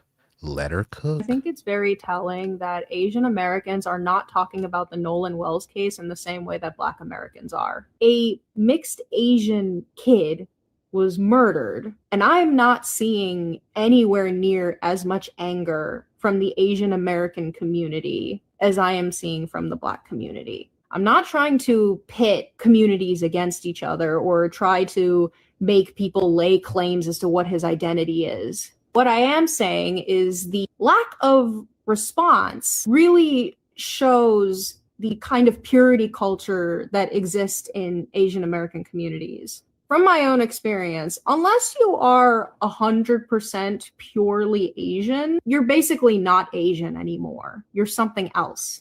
And this completely ruins the opportunity for pan-Asian American solidarity. I don't think this started in the United States. I think it stems from many East Asian countries. A lot of East Asian countries push for homogenization, where they expect people to be 100% whatever their country is, be able to speak the language fluently, know all of the mannerisms and all of the different types of food, and like all the different types of food. Be a little bit westernized, maybe speak some English, maybe play the violin or something, but not enough that they lose or dilute their East Asian blood. And I feel like that this cultural standard has leaked into the United States to the point where if someone is half or a quarter Asian. I hate using percentages, but some of you are fucking idiots and don't know how to think outside of that. Then their Asianness is obsolete. Not only should we be pissed off about Nolan Wells' case because he was a child and he was the only Black person in a room full of white people, but he was also the only Asian person too. And I feel like that is not being highlighted enough because Asian Americans are not standing up for him in the same way. If we really want to have a pan-Asian American identity or to understand how we can show up in solidarity for each other, his case is one really good fucking example. And a lot of you are failing. They failing? I mean, because to them, they would think that they're succeeding. And let me show y'all something else too, right? Because it's not just Nolan Wells. Let me look at this. Do y'all know who this is? This is Rui Hachimura. Now, Rui Hachimura is Japanese. He is a Japanese immigrant. But now that he's in America, he's Black. he's African American. No, he's not. He's Asian. He speaks fluent Japanese. But see, this is exactly what she said. If you're not looking like the homogenous people of that particular country, then they discard you. Well, even though he's Japanese, even though he speaks fluent Japanese, he was born in Japanese to Japanese parents, he's black. So they're essentially trying to say that he's not Asian, or then they'll acknowledge that he's both. But like, is he really though? And this is the whole confusing thing, right? I'm supposed to act like Rui Hachimura is of the same lineage. He's African American, you're African American. Like, no, I'm not. And no, he's not. He's Asian American. He's really Japanese American, to get ethnically specific. But the Asians, the Japanese people, they see him as just another nigga until he wins something, right? Once he wins something, yes, that's a win for Japan. It's like, y'all didn't even like him. Y'all was calling him a nigga. Y'all was calling him Gaijin, saying he's not really Japanese. But then if he wins something, yes, he's one of us. Like, you know what I mean? They do it all the time. Jordan Clarkson, suddenly they did it with Dylan Harper. Dylan Harper is the son to an NBA legend, Ron Harper. And they kept talking about his Filipino mama. He got all of his athletic genes from his black daddy, and all they keep talking about, oh my God, his Filipino mama loves him so much. He was raised by his daddy. He got his skills from his daddy. But, you know, that's that. This is the game that people like to play. Excuse me, not to cut you, but now you good. That's like you said, when they're successful, right? We want to take on, you know what I'm saying? We want them to take on our attributes, you know what I'm saying? And when they're not successful, you know what I'm saying? Oh, that's the black side. Just like, but it's the opposite when they get here, because that's all American right there. America did the race psyop, right? The America, like we've been saying, everything's a social construct. You know what I'm saying? Social construct. And so it's fluid, right? It changes, right? So people try to act like it's firm and rigid. Like, no, it changes, which is why Italians weren't white and now they are. Irish people weren't white, now they are. Greeks wasn't white, now they are. Palestinians are considered white right now. Lebanese people are considered white. Egyptians are considered white. And then they won't be considered white. And then maybe they can be considered white again. Mexicans were always considered white. Now they're considered Hispanic. But Hispanic is not a race. So many Mexicans actually are still white. That's the construct. You know, people balancing between race, ethnicity, and nationality. It's fluid. And they get to classify as it too. They get to, a lot of people don't know. These people, when they come over here, man, and see, a lot of time too, it's that's why I be tripping off these white people. Oh man, these immigrants, they're them immigrants, and in your area, so why are you worried? Them immigrants are in our areas. Them immigrants are here to undermine us. But see, that's another scapegoat. Just like China and Russia, they blame China and Russia for fixing their countries and getting their countries together. But see, you can't blame them because what y'all did is neoliberalism when Reagan got in there. And y'all outsourced everything. Y'all went to the financial sector instead of going into the infrastructure. You see what I'm saying? So it's all like these people. That's why I'm like, damn, you can't even really argue with these motherfuckers, man, because everything damn near in America is an image of, it's what they did. For example, crime is manufactured, poverty is manufactured. Ghetto, the word ghetto didn't come from America. Ghetto is a Eastern European German term that was used for just like, for example, how they call the Jewish people, that's where they lived at. They call Jewish people Jews. Why are they not called German? That's their nationality, right? Shouldn't they be called German? But see, that's another thing. We want to call them Jews to give them that, to make it seem like they're different from Germans, and to give them that victimhood. Oh, they're Jews. You feel what I'm saying? But Jews is a creed though, so you can't be that. So yeah, you could be as a religion or as a creed, but you can't be that as a people. So it's a lot of games that they play, bro. It's like look at the delineation in just Jewry, right? Ashkenazi Jews don't think they're the same as Sephardic Jews. Sephardic Jews don't think they're the same as Hasidic Jews. No one could say y'all all Jewish, stop being divisive, right? Even the Bible thumpers that are Christian, right? People delineating Christianity, right? Latter-day Saints, Jehovah's Witness, Mormon, Pentecostal, right? All people, evangelicals, all praising the good book, but all they have different ideologies, right? And different readings and interpretations of the book, right? And then somebody, it looks like we got a troll in the chat. This person, Melgaham or something like that, you know, saying conspiracy nuts and all sorts of goofy little childish, immature stuff. Well, the We got a link white is dude in out the there. chat. The white dude in the chat was speaking. He was like, "Man, I don't care what he say." Was it Charles Fail? He was like, "Man, I don't care what you are. Real is real. Truth is truth. That's real." Just like I he can said right now with respect the Charles, so application.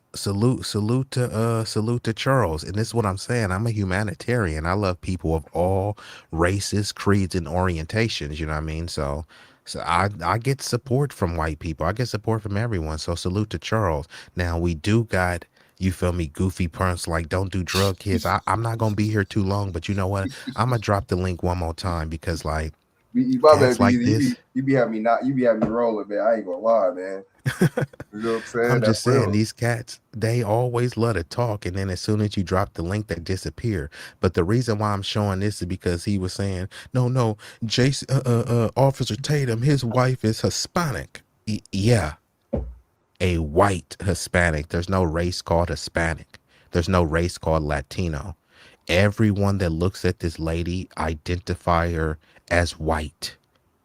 But you trying to pretend, no, she's not white, she's Hispanic. Like, come on, bro. Who are we Look like kidding Laura here? Loomer. She looked like that Laura Loomer broad, man. She looked kind of Yeah, like her, bro. another white woman. And to be clear, there's What nothing does wrong she with being identify? white. What does she identify as a creed? As a creed? Okay. Yeah. But the thing is, you know, racially, you know, what is she, right? Facts. Because this is what they always try to say to us, right? If the cops pull us over, they just gonna see a black man. Well, if the cops pull her over, they're not gonna see a Hispanic, they're gonna see a white lady. Ooh. By that same logic, right? Now, basically my identity is not based on the cops pulling me over, but you get what I'm saying. And salute to everybody that's rocking out. Salute to Christian Progress, and also salute to, I don't know how to say your name, Ooey Hazy. I'ma just go with Ooey. So salute to Ooey, salute to Mr. Black, salute to Charles, And that Shia Honda. and Sunni Muslim. You said they also have Sephardic Jews who mostly have Arab ancestry or Spanish, one of the two. And that's what I'm saying. Ashkenazis don't try to say that they're the same. And no, thank you, Charles. I do sincerely appreciate your viewership. And they don't even And you really said, get along like that, do they? Or when they see these groups get along for the sake of coming together and building stuff, you know what I'm saying, or the sake of keeping something traditional, but at the same time, other than that, that's it.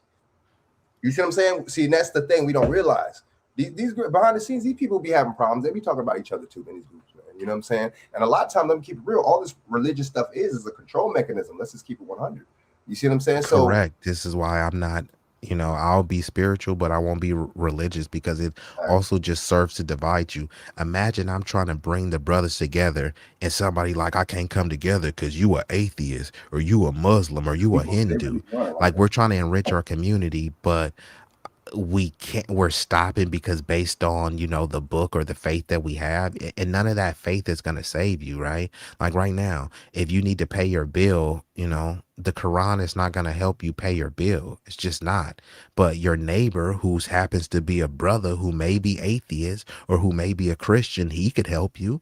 You know, you need a jump, your car is stranded, you need a jump, but you only want to get a jump from a Muslim. It's like, okay, like I got a Buddhist partner that will come and give you a jump. No, it got to be a Muslim. Like, how stupid does that sound? And that's the same way that it sounds too when someone is pretending that they can't build unless we all call each other generic Africans, right? We can't come together and say, hey, you're Haitian, you're Nigerian, you're Senegalese, I'm a freedman. Let's build something together. No, we could only build if we all call each other African American. How goofy does that sound, bruh? And you said they seem to all get along. All three groups are in Israel, but they exclude Iraq Jews. They seem to have problems with Russian Jews as well. Yeah. I mean, like I said, it's a lot of stuff going on. And Mr. Black, where are you from, bro? Let me know. What city or state are you in? Because I do got a lot of East Coast family. and I am going to get ready to shut this thing down pretty soon. Let me try to go back to the Tucker video. I'm going to play one more quick scene of that, and then we'll be up out of here.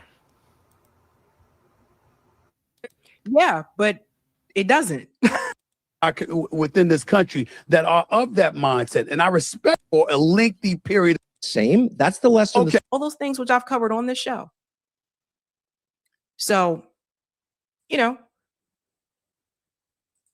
How about the government treats everybody the same? That's the lesson of the civil rights movement. Let's treat everyone the same. Yeah, but it doesn't. And this is the other pathetic thing about Tucker when he talks about the civil rights movement, when the majority of the country didn't even support the civil rights movement, and now they're pretending like, yeah, we fought for the civil rights movement. Like, no, you didn't. You guys were against it. When they did a Gallup poll before MLK got assassinated, because people try to just gloss over that, right? Medgar Evers was assassinated. Fred Hampton was assassinated. Malcolm X was assassinated, right? And notice this, they always talk about black on black crime, and I'm not advocating for violence, but why didn't they assassinate any of those gang leaders? They hate the gang leaders. We hate the thugs. We hate the degenerates. Malcolm X wasn't degenerate.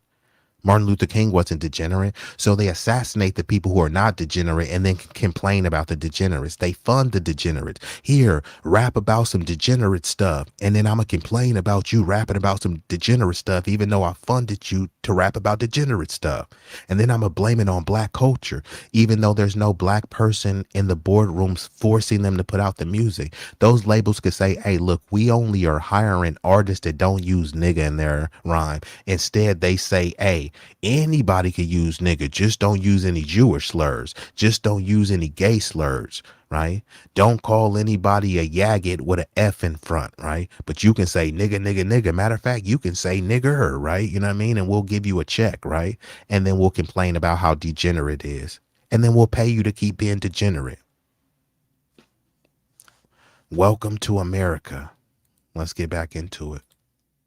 We should treat everyone the same, but it doesn't. That's the problem. Right there. What if I said to you, Tucker, you got a 50-yard head start? And guess what? You've been operating at a 50-yard head start for a lengthy period of time. And in order to equal the playing field, I've got to get a head start to be able to catch up to you. Because essentially, that's what you have a black populace or a minority populace in this country articulating to some degree anyway. I understand your I have point the numbers on that. So two wrongs don't make a right. Right. Okay. I'm saying two wrongs don't make a right. I get that part. But if you're talking about, see, there's a lot of folks. And look at Stephen A. tap dancing, explaining two wrongs don't make a right. What do you mean two wrongs? There are no two wrongs. So he's considering that black people being discriminated against, that was wrong, right?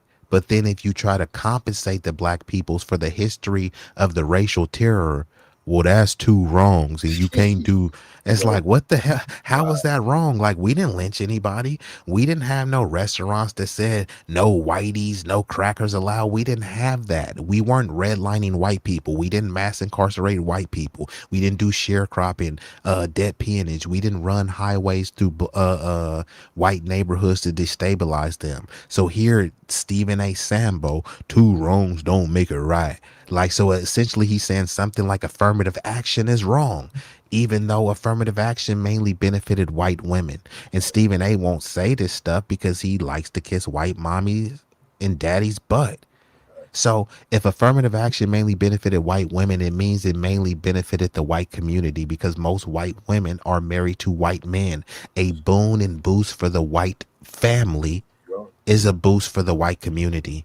So again, he's trying to frame you. So they racially target black people. And then when you try to compensate them for that racial targeting, well, two wrongs don't make it right. Like, nigga, what are you talking about, Stephen A? And Stephen A. You know what, nigga? You acting like a little bitch right now. You acting like a little bitch right now, nigga. Man, fuck that. I ain't letting that shit ride. Come on, bro. This nigga's over here just a straight goofball. Go ahead and chime in, Frank, before I play some more.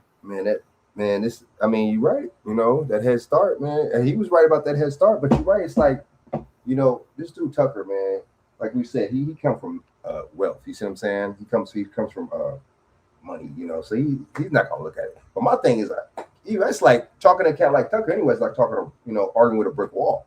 You know what I'm saying? Watching paint dry. You know what I'm saying? It's like this dude. You know, these people are just they're not even, they're out of touch, man. He out of touch. He don't, you know, you could tell he racist, right? But see, what Tucker do, he'll go on there with somebody, what they do, a passive, because they passive aggressive, these racist motherfuckers. They'll go on there with somebody that look like us, right? And give off that front. Oh yeah, okay, I'm not ready. You know what I'm saying? Or give I got black friends type. You know what I'm saying? It's all passive aggressiveness. You see him? It's all a lot of it. I see a lot of it's really rage baiting, gaslighting, especially in this internet age, the social media age. See what I'm saying? So, I mean, this dude, man. But it's reactionary, it's shock jock type, you know what I'm saying, Howard Stern type, you see what I'm saying, but with a little bit more of a political, you see what I'm saying, edge to it. But you know, this dude is, I'm not surprised. None of this stuff seems to amaze me. He always says outlandish and does outlandish stuff like this, but then it's funny how he'll try to go against Israel. Oh, you're gonna try to be like against Israel or something. But bro, see, you're half, so that's half. So the glass is half empty and half full. You see what I'm saying? People like that, you can't trust them anyway. And I mean, he's a low-key smart dude and everything, but at the same time, you know, a lot of these people do deceptive tactics like that, like doing that half glass, half full type analogy. You see what I'm saying? Anyway, so, you know, it's a lot of psychological aspects and stuff like that too when it comes down to these people too, man. You see what I'm saying? But let me play some more of it. All right. Within this country that are of that mindset, and I respectfully disagree, but the key word is respectfully, because I understand where you're coming from. I'm just simply saying, if you've been operating as a society, as a community, with a head start for a lengthy period of time, how is the playing field ever supposed to be equaled if we were never given a come up? I mean, at some point in time, that premise has to be addressed, does it not? Right. Now look at Tucker Carlson's face. Like, what is bro mugging about? Like, what is he even mad about? Like, he's always talking about they, and he won't say who the they is. They want you to hate your neighbor. He's pretending like Stephen A. Smith is his friend. Like, bro, what do you got this little bitter beer face for, bro? What are you mugging for? You're worth millions of dollars, bro, and you're over here wallowing in white victimhood. White people are victims. It's like, bro, if they are being victimized, there's other whites that are victimizing them. It's white on white conflict, bro. Hold your own nuts and hold your community accountable, Tucker. I mean, look, I would say, I think. So Stephen A. has a point here. He's right. Like, how do you fix that? How do you fix that? If you're not going to say, okay, well, you guys have been behind for all these years because of the laws that were put in place. How do you fix that if you don't give opportunity? Remember what I was telling you guys about those federal jobs, right? So in my documentary, one of the things that I discovered after living in Boston for so many years. And I'm going to just fast forward a little bit more just because I got to get up out of here. So hold on. The basis of their skin color. Do you agree with that? I agree with that. I agree with that. Oh, you do agree with what that? I'm saying. Okay, then you I totally agree. Well, then, I'm we're done. I'm not disagreeing. That this wasn't just a Jim Crow thing. So think about that. So you already behind. So to Stephen A. Smith point, how do you fix that then? It's really important to articulate why racial discrimination is bad. And because it's bad, it's always bad, no matter who commits it, period. Okay. Period. Mm-hmm. It's inherently bad to judge people and to punish people on the basis of their skin color. Do you agree with that? I agree with that. I agree with that. Oh, you do agree with what that? I'm saying. But his whole premise is that, like he's saying, it's bad to judge people based on their skin tone, to punish people based on their skin tone. But his community has been doing that for not a few years, not for decades, for centuries. And the only thing is he's saying like, yeah, that was bad and you shouldn't do that, but get over it. That's essentially what he's saying. So why are you talking about how bad it was? Like he doesn't tell any other group to get over it. And then let's just say, okay, fine, we need to get over it. Then don't the whites need to get over it? He's over here whining white people are victims. Well, you guys need to get over it, right? You told us to get over slavery, get over Jim Crow, get over mass incarceration, get over COINTELPRO. Well, if the whites are selling out other whites, then get over it, Tucker. What are you doing about it? All Tucker is doing is getting on a podcast podcast and whining. He's whining about other whites, you know, oppressing and subjugating the entire country. But, you know, he keeps saying, well, they want to keep us apart. They are the people in your community, Tucker. Okay, then you I totally agree. Well, then we're done. I'm not Conversation ended. No, We I'm not disagreeing. I'm simply. And then look at the gaslights it. Hey, we're done. Conversation over. No, the conversation isn't over. They just a couple years ago, they had the Federal Credit Union when they didn't want to even give loans to black people. Even now, don't take my word for it. Look all of this stuff up. A white high school dropout has a more likely chance of an upward trajectory, upward mobility than a black college graduate. Don't take my word for it. Look it up. All these people talk about meritocracy. So a black college graduate is valued lower than a white dropout. Hey, why are you making it about race? No, that stat is making it about race. And if it wasn't about race, why are you guys recording racial stats? These people will say don't make it about race, and in the very next sentence they'll talk about black on black crime.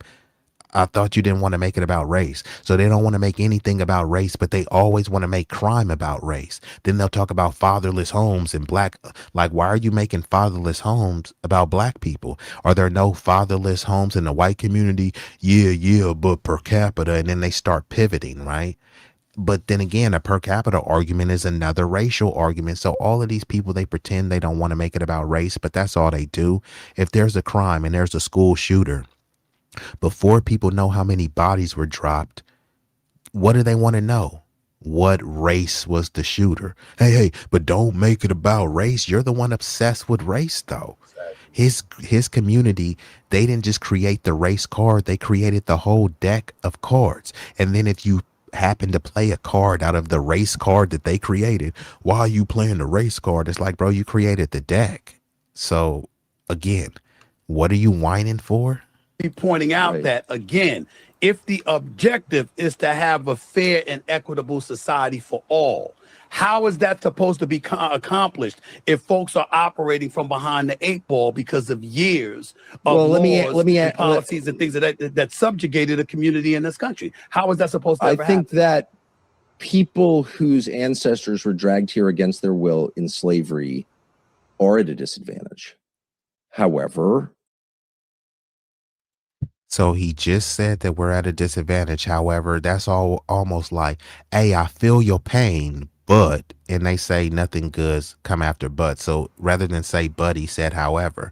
So we already know that, so he's going to say they're disadvantaged. However, like there is no however, just like he said earlier, conversation finished. We're disadvantaged. We need to focus on how not to get disadvantaged. But then he's going to pivot into some, yeah, y'all disadvantaged, but what about the model minorities? Let's see what he has to say. I think it's a lot more complicated than you're saying. I think that pause. We're going to let him finish here, but everybody heard what Tucker Carlson just said. People who live in the U.S. who come from slavery ancestors are at a disadvantage. And I will say to this, thank you for admitting that. Now, what he goes on to say from here, I don't have to push back on this part because he lost me a little bit when he goes to this part. That does hurt people generationally. Clearly it does. Hurts people what? The idea that hurts people generationally. So Tucker Carlson is letting me know that he So we don't want to hear him whining. He said it hurts people generationally, not for a few years, for generations. So he understands, and then he's still gonna pivot. But what about the model minorities? Let's see what he has to say. Okay. So here's the thing. When you look at the wealth chart, and Eric, if you can find it, if you can't find it, that's fine. But I've shown it on the show before. When you look at the wealth chart, it shows you right now in the United States, when you look at the racial demographic of who's at the top for wealth, right now it's Asian Americans are at the top. White people are second. Guess who's at the bottom? Black Americans. We've been at the bottom, and we've. And see, They say numbers don't lie, but you could lie with numbers. Now let me do this because they always do this thing that, oh my God, Asians are killing it. Yeah, some are, but see the whole, and this is where it gets confusing with the whole construct of race, ethnicity, and nationality. Not for me, but for many others, right? So don't worry, we gonna get into this thing, right? So who really controls the wealth? Like when you think about who owns most of the Fortune 500 companies, is it Asian?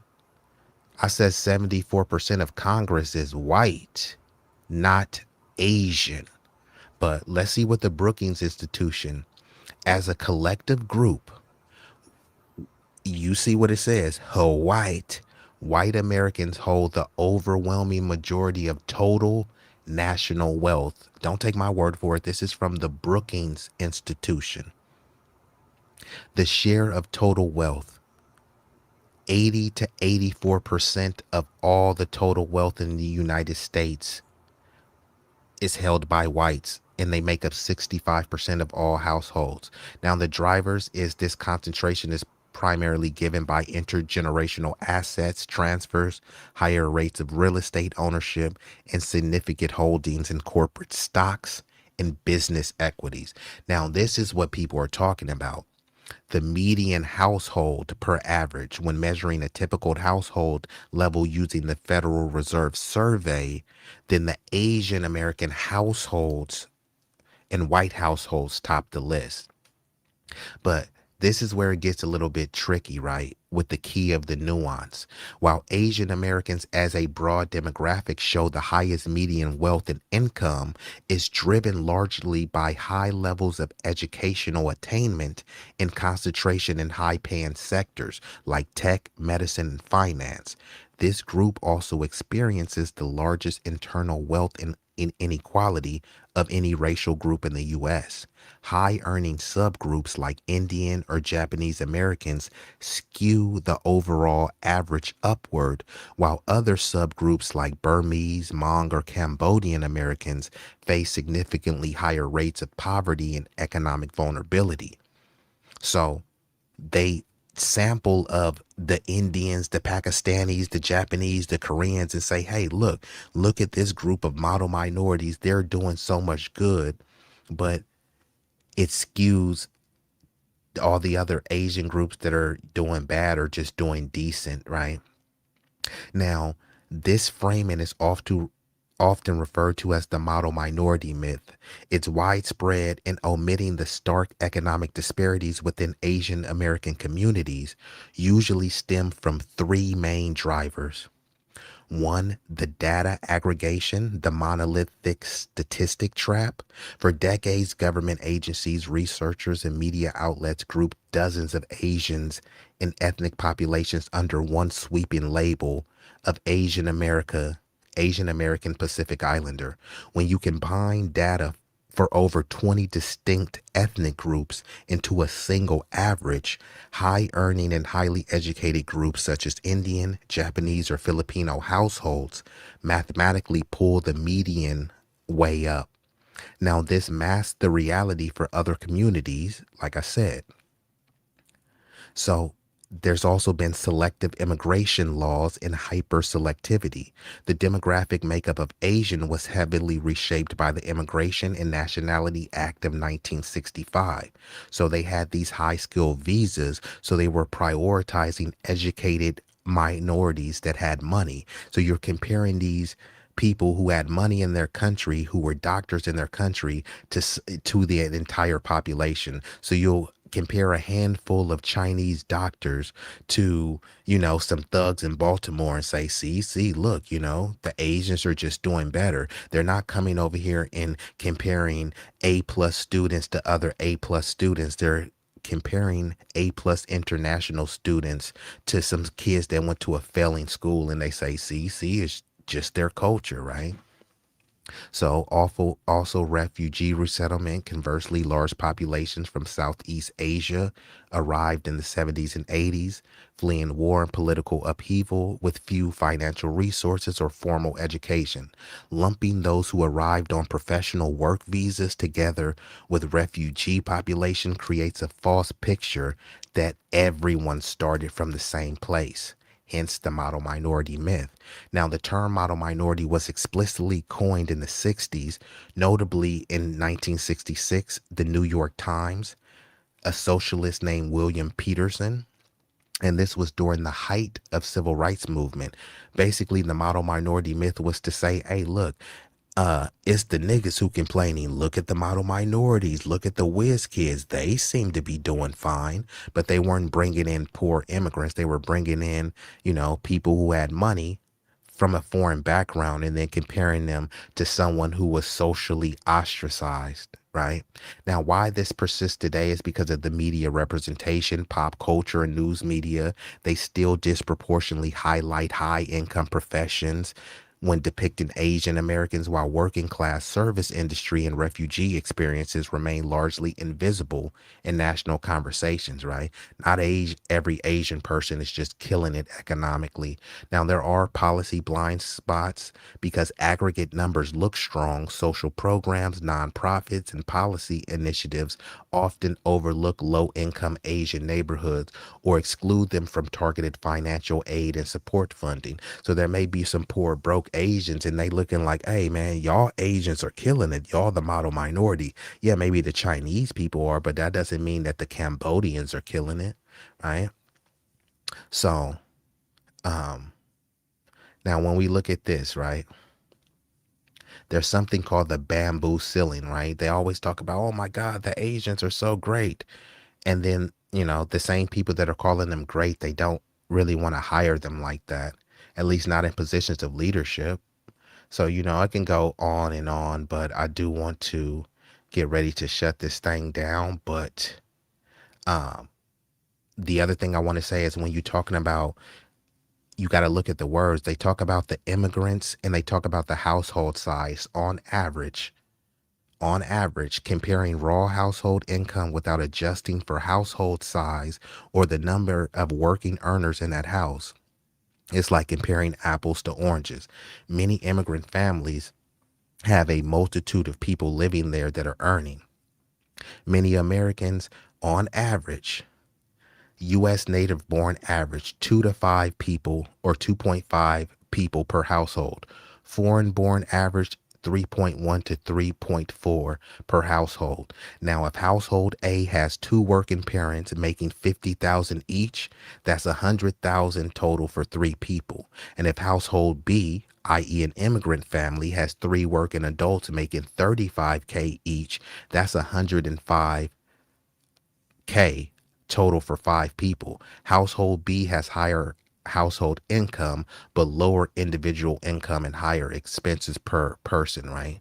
The number of earners factor. Asian American and high earning African immigrant households like Nigerian Americans have higher rates of married couple, families, and multiple adult earners per home. So not only are they have a higher rate of marriage, they also have a higher rate of bringing their whole family too.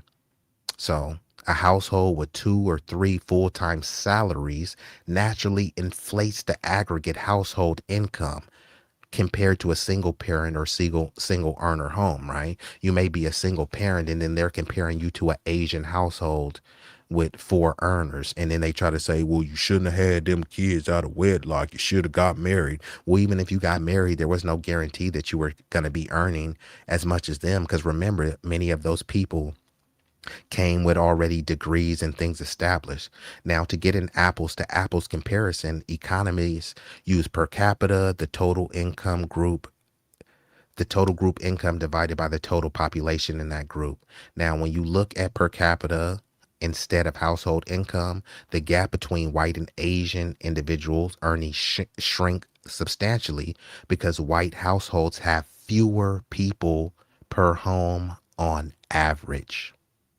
Now, within specific immigrant communities, South Asian, East Asian, Western African per capita numbers reveal that while household totals look massive, the money is stretching across more dependents or multi-generational family members, both in the U.S. and often via remittances sent abroad.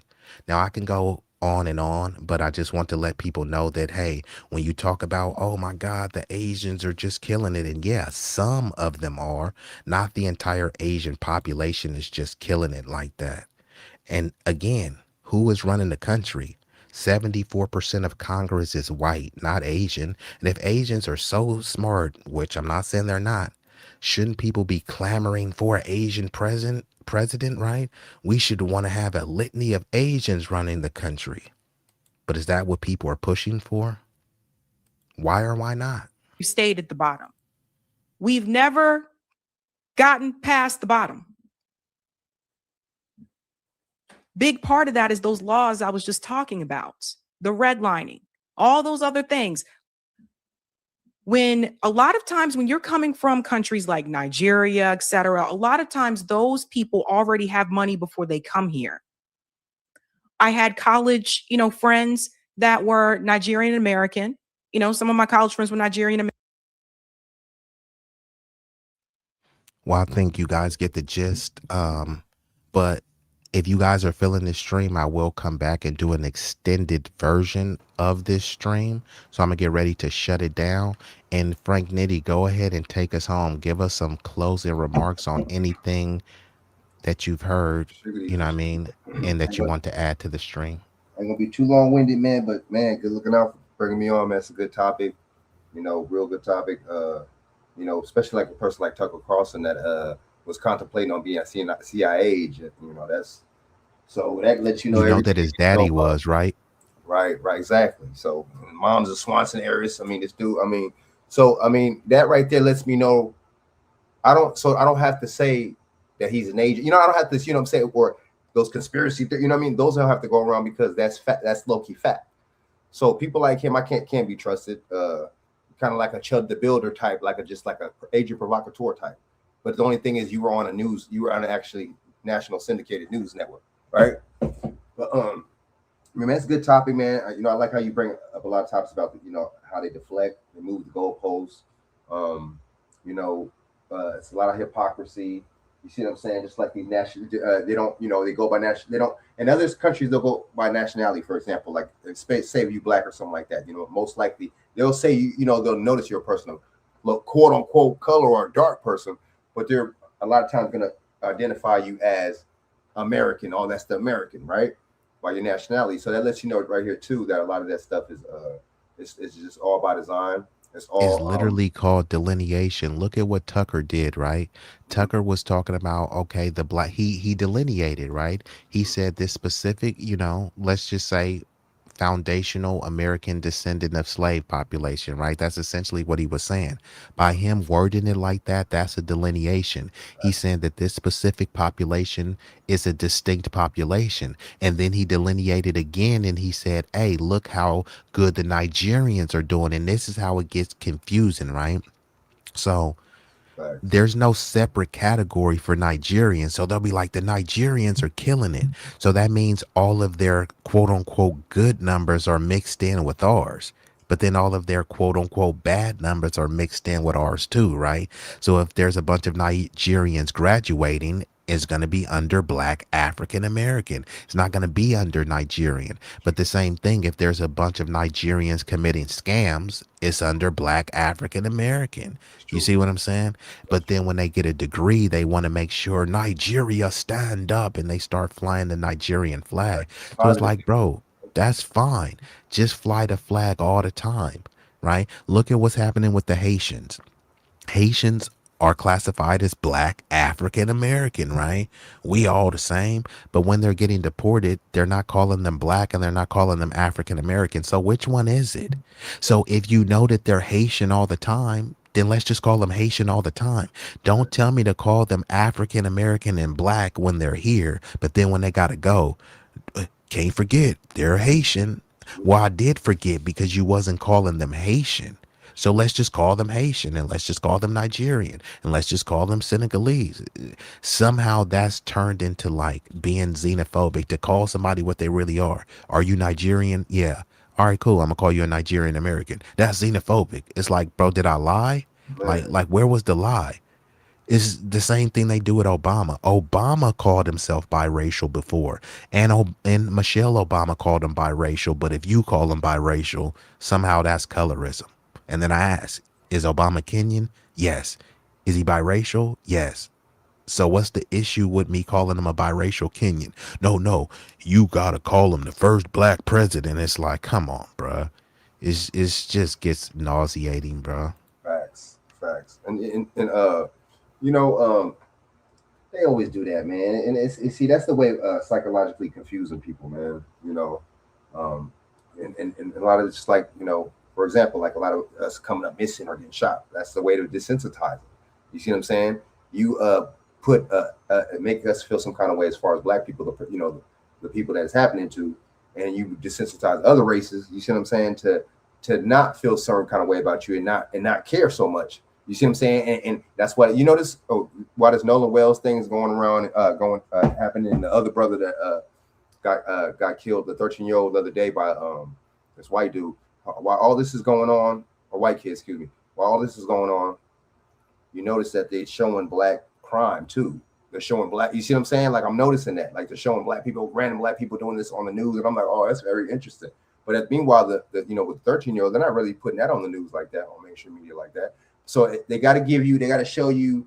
You see what I'm saying? When they show stuff that's happening to you at the same time, they got to show you. They're going to show crime that you're supposedly doing, right? Just like they had the immigrant Somalian dude. They got his picture plaques. Oh, he did this and this and that. They're doing all this for a reason, bro. So they could like, oh, okay. Well, there's a reason why we're killing them.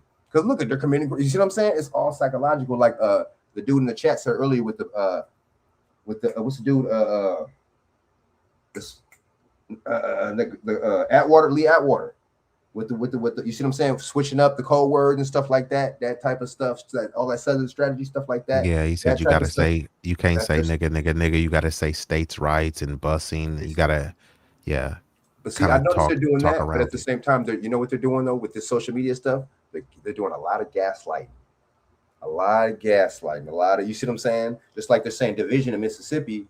Oh, he's causing division. How was this lawyer guy that got hired from the family because you're acting and being suspicious about it? How is he causing division when Mississippi? There's a movie about Mississippi burning about journalists going there and getting killed, and it's kind of like something similar happening in Nolan. They being found somewhere.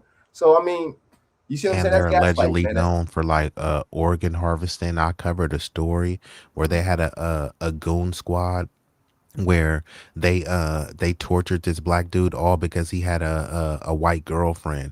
They took a dildo and sodomized him. They was putting the dildo in his mouth. They pulled his pants down and sodomized him with a dildo. The dude put a gun in his mouth and shot him. He blew off like part of his lip and cheek. They were waterboarding them with milk. This was only a couple years ago, and it didn't there were not a bunch of quote unquote people of color talking about it, minorities, no Democrats or anything talking about it, right? So, you might have to, but you have to do something. You might have to, do something about it. Yeah, I'm gonna look that up. That was in Mississippi, right?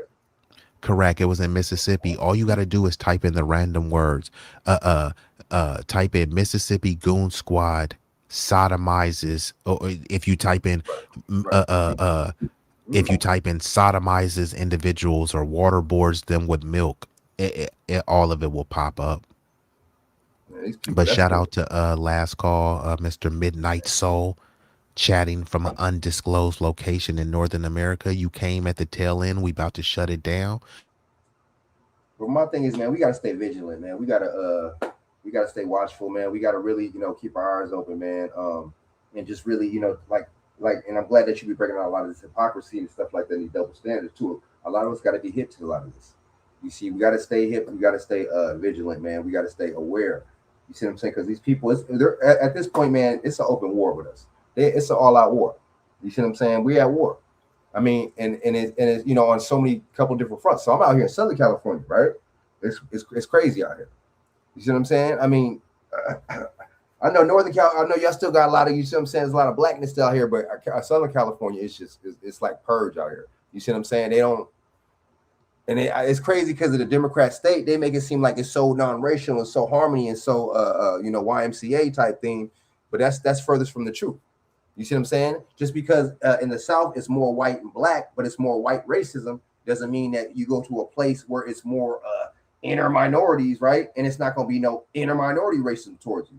So that's another thing.